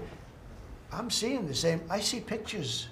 I see satellite pictures of heads over here, arms over here, legs over here. And this is like a modern age. It's no different than the worst wars that I've ever seen. And if I can stop it because I have a certain power or a certain relationship, I had a very good relationship with President Putin. Very, very good. That's a positive thing again. And I think I'm probably the only, Steve Witkoff would tell you I'm the only one that can solve it. I don't know, he's told me that a few times, unless he was saying that just to build up my ego, but it's not really. I have no ego when it comes to this stuff. I just want to see it stop. Thousands of young people, mostly young people, are dying every single week. If I can save that by doing sanctions or by just being me, or by using a very strong tariff system, that's very costly to Russia or Ukraine or whoever we have, you know. But I stopped 7 wars, and 3 of those wars were going on for more than 30 years. You know, if you look at Congo, if you look at, just look at any of them, almost all of them were going on for an extended period of time. Now, interestingly, one had just started. It was 2 days old, and you know that one. And we did that one when we were in Scotland negotiating. It was 2 days up, but there were 2,000 dead bodies laying on the border, and I got that one stopped too. And I'm very honored by that, but I still, the one that I thought would be the easiest is turning out to be the hardest. That's President Putin and President Zelensky, but I think I'll get it done. Why do you think it's harder than you thought it would be? You never know. It's war. Can you stop the family? With war, you never know, right? War's very tricky, very horrible. But with war, you never know. Things change. People go into war, think they're going to win the war, and then they get their asses kicked. and they lose their country, and they lose millions of lives. Nobody goes into a war thinking they're going to lose. They go in. I'm sure that Ukraine thought they were going to win. It's going to be, we're going to win. You're going to beat somebody that's 15 times your size. Biden shouldn't have let that happen. Biden shouldn't have. I mean, the man was grossly incompetent. He should have never been there. That would have never happened. But you don't go into a war that's 15 times your size. Say it. Fed just put out a statement saying that Lisa Cook has indicated through a personal attorney that she'll promptly challenge this action in court, seek a judicial decision that would confirm her ability to continue. That's all right, whatever it it says is. the Fed will abide by any court decision. Thank you very much for reading You abide that. by a court decision. I abide by the court, yeah. I abide by the court. Yes, please. That's enough. That's enough.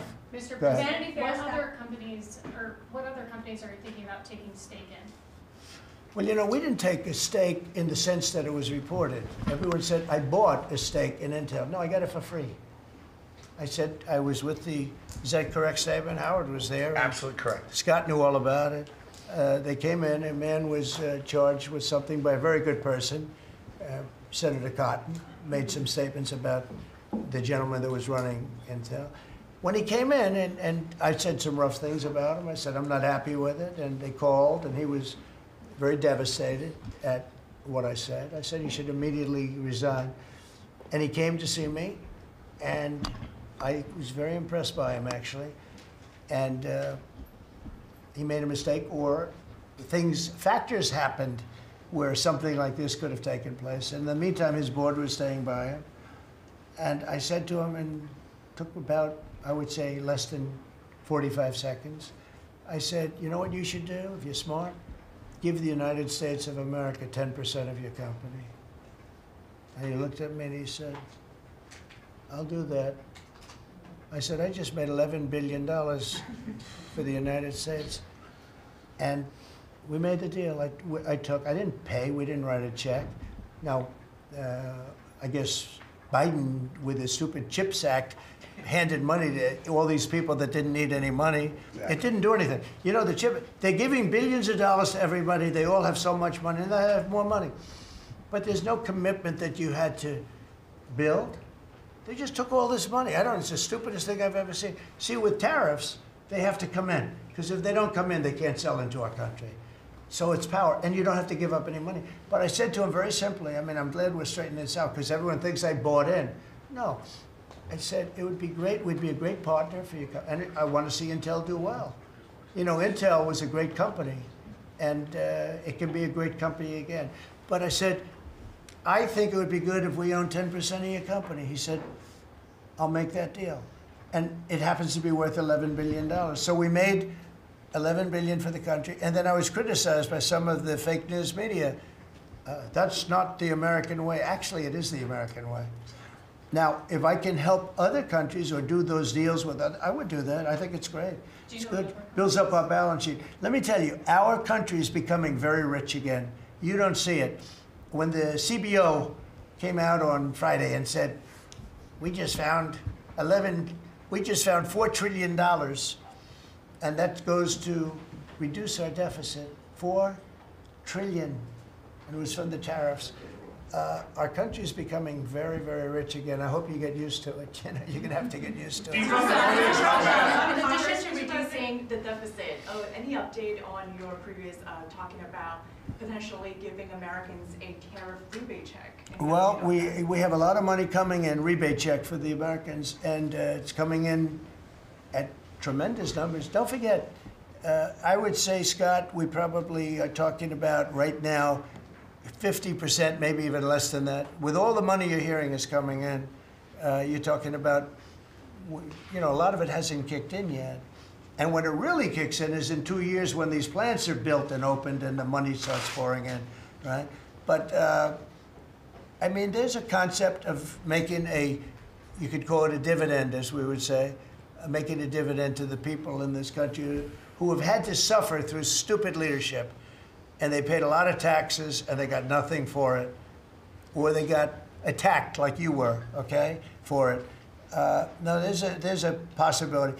Primarily, we want to pay down debt, but there's a possibility that we take a piece of it and pay some make a dividend to the And people. Mr. President, American tech and companies. I have a question for Steve Witkoff, if I may. Yeah. This past weekend, Sergei Lavrov was saying that Putin will not sign a peace deal with Zelensky because Russia views him as illegitimate. Just wondering if the Russians have been relaying this to your team, if they view Zelensky, as a leader worth signing a peace deal with, if they will. Doesn't matter what they say. Steve can answer, but I can answer too. Doesn't matter what they say. Everybody's posturing. It's all bullshit, okay? Everybody's posturing. Steve, do you have a different answer? I agree with you, sir. Here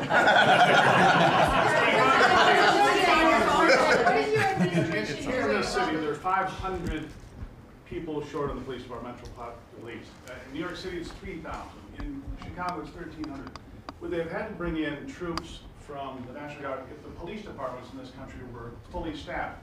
Defund the police. How bad did that turn out for America? It's an interesting question. I was surprised when I heard how many police were here.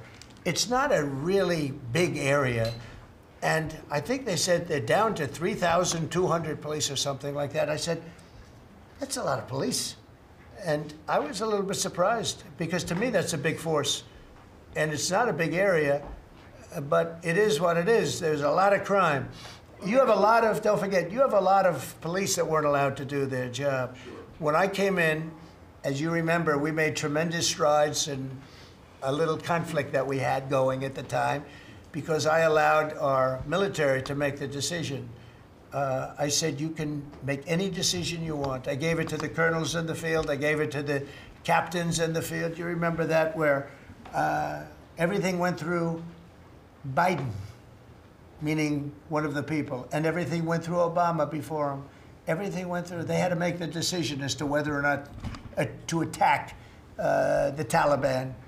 So they'd find 30 people together, they'd call up Washington, and they'd go to a political hack who knew nothing about it. My first night, I got that same call. Like they called me, and they said, we have I got a call at 3 o'clock in the morning because I listened to their system, and they were calling me, and they were asking me whether or not they could attack a group of people having to do with you-know-what war I'm talking about. And I said, I know nothing about this. Wait a minute. And then I said, who is he? Let me speak to the people calling. They're calling from Afghanistan. And I said, let me speak to the people. I want to speak to them. And it was a colonel. I said, where'd you go to school, Colonel? I went to West Point, sir. Were you a good student? I was, sir. I was a very good student. So you're calling the White House to ask for permission to attack, and by the time you get the answer, how long does it take? Sometimes 2 or 3 weeks. So by the time you get the answer, the people that you want to attack have already left, right? He said, how did you know that, sir? I said, let me ask you, so you're a good student, you went to West Point, and you love the military, right? Yeah. You make the decision. And I gave all those guys that went to all these great schools, and they're all military people, I gave them the right to make their own decision, and we kicked ISIS's ass.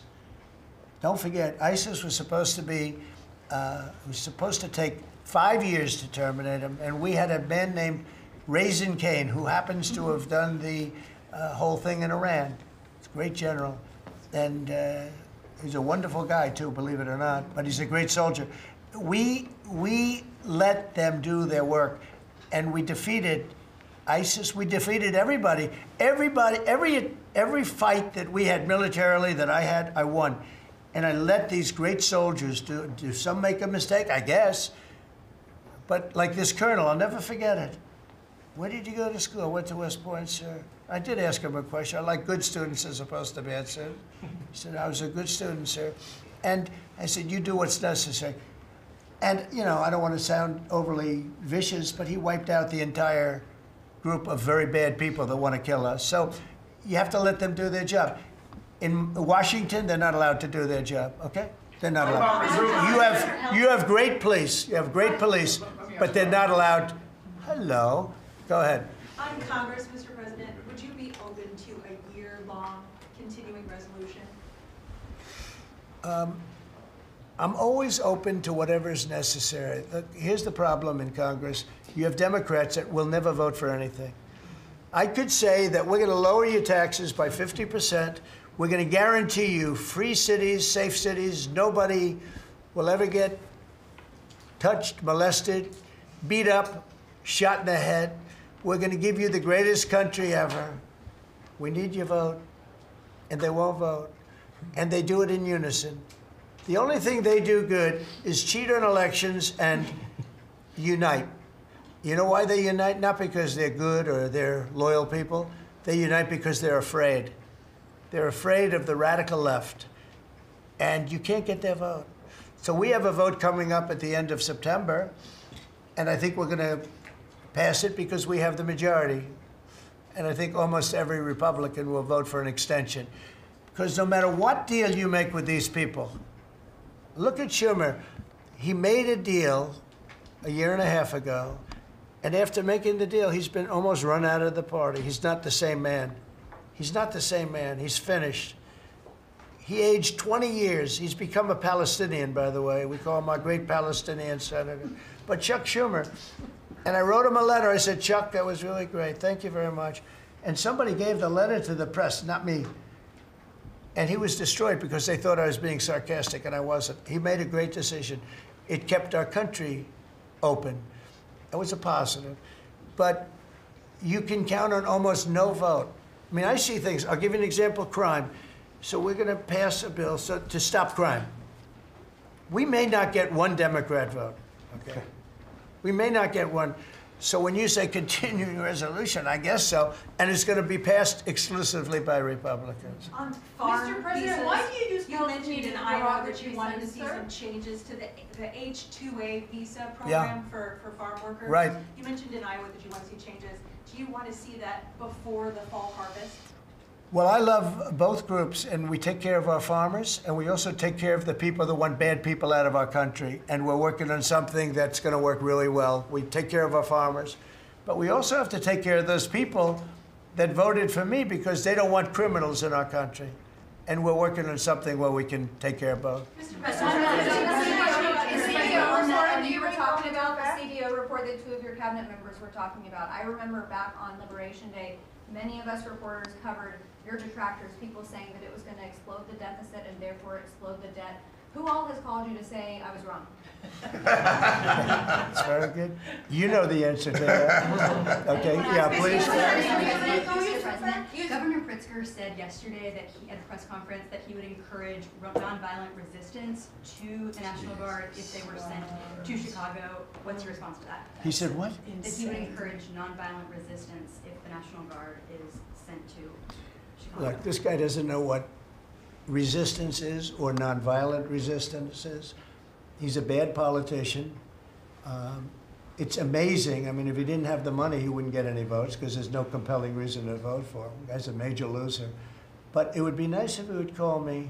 I would change my mind immediately. He said, you know, because everybody knows Chicago is a hellhole right now. Everybody knows it. It's not like he's saying, Chicago has much better numbers, right? Well, what's much better? You mean 100 people are going to be murdered? It's going to be much more than that. So I would have much more respect for Pritzker if he'd call me up and say, I have a problem. Can you help me fix it? I would be so happy to do it. I don't love, not that I don't have the right to do anything I want to do. I'm the President of the United States. If I think our country's in danger, and it is in danger in these cities, I can do it. No problem going in and solving, you know, his difficulties. But it would be nice if they'd call and they'd say, would you do it? And we do it in conjunction. Now, we work very well with the police because we naturally get along with the police. So the police and us work really well together, whether the mayor is opposed or whether, I mean, you have a really rotten mayor there too. He's got a 6% approval rating in Chicago. And I see black women wearing a red MAGA hat last night on television. Please let the president come in. My son was attacked. You have a force of black women. They're like only Trump. They want Trump to come in. And you see them, they're all over the place in Chicago because they're afraid to go out and they don't want their son or their daughter killed, just like your parents didn't want you killed. And we have a tremendous, look, it's not about winning elections because we want to have nice, fair elections. It's not politics. We want to see a safe country. You have people that want to see a safe country, and they're great people. You have great people in Chicago, The mayor is at 6% approval. He's an incompetent man. He should have never been put in a position like that. He can't handle it. You have an incompetent governor there. You have an incompetent governor in California, Gavin. I know him very well. He's incompetent. He's a nice guy, looks good. Hi, everybody. How you doing? He's got some strange hand action going. I don't know what the hell his problem is. It's a little weird, to be honest. There's a little something shaky going on there. But, you know, all he has to do is call me and say, we have the Olympics coming up. We want to make it really good and safe. And I'll put some really good, great American patriots in there, and you won't have any problems. Don't forget, it's loaded up with some stone-cold killers, some really bad people, some people that were just born to be bad. They're criminals, bad criminals, dangerous. And we can solve the problem for them very quickly. Okay, you know what I think? I think this. You have not had this happen for 4 years. You sat and you'd ask one question to Biden, and it was always the ice cream question, right? What flavor ice cream do you like best? I like vanilla. And that was the end of the conference. I think now we've done enough. These people are very busy. I want to just thank, this is the greatest, this has never been done before. First of all, a cabinet meeting was sacred. You'd never let the fake news media in. But the fake news media isn't all fake. It's, a lot of it is, but it's not all. I think it's a great thing. I think maybe it's going to be done in the future. I hope it's going to be done. But you really get the word out. I mean, we had, each one of these people spoke. I think each one, if I thought one of them did badly, I would call that person out. I would say, Christy, what the heck are you doing? Please don't say that. No, but no, seriously, you have a very talented group of people. They get along, they work along together. And there's something really nice about just, you know, the openness of what we're doing. It's government. It's an open government. That's what we are. And we haven't made too many mistakes. Maybe we'll, but we haven't made too many mistakes. We've called it right. And I think you can be very proud of your country. We are a respected country again. We are really, right now, respected at the highest level, and we're doing great. And we're a very rich country again, very rich. And that's a good thing, because when we're rich, we can take care of poor. And that's what we're doing. And we're taking care of crime. And I hope, just in finishing, I hope that Illinois, I hope that New York, I hope that California, I hope they call me and they say, I'd love to have you come in and help us out. I will be a totally different person with them. I will respect them for doing it. Thank you all very much. Thank you, everybody.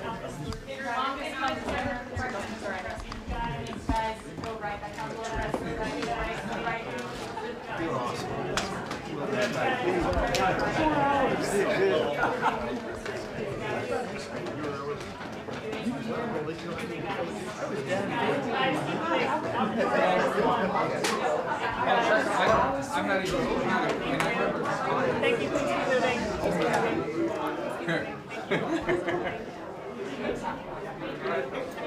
Thank you.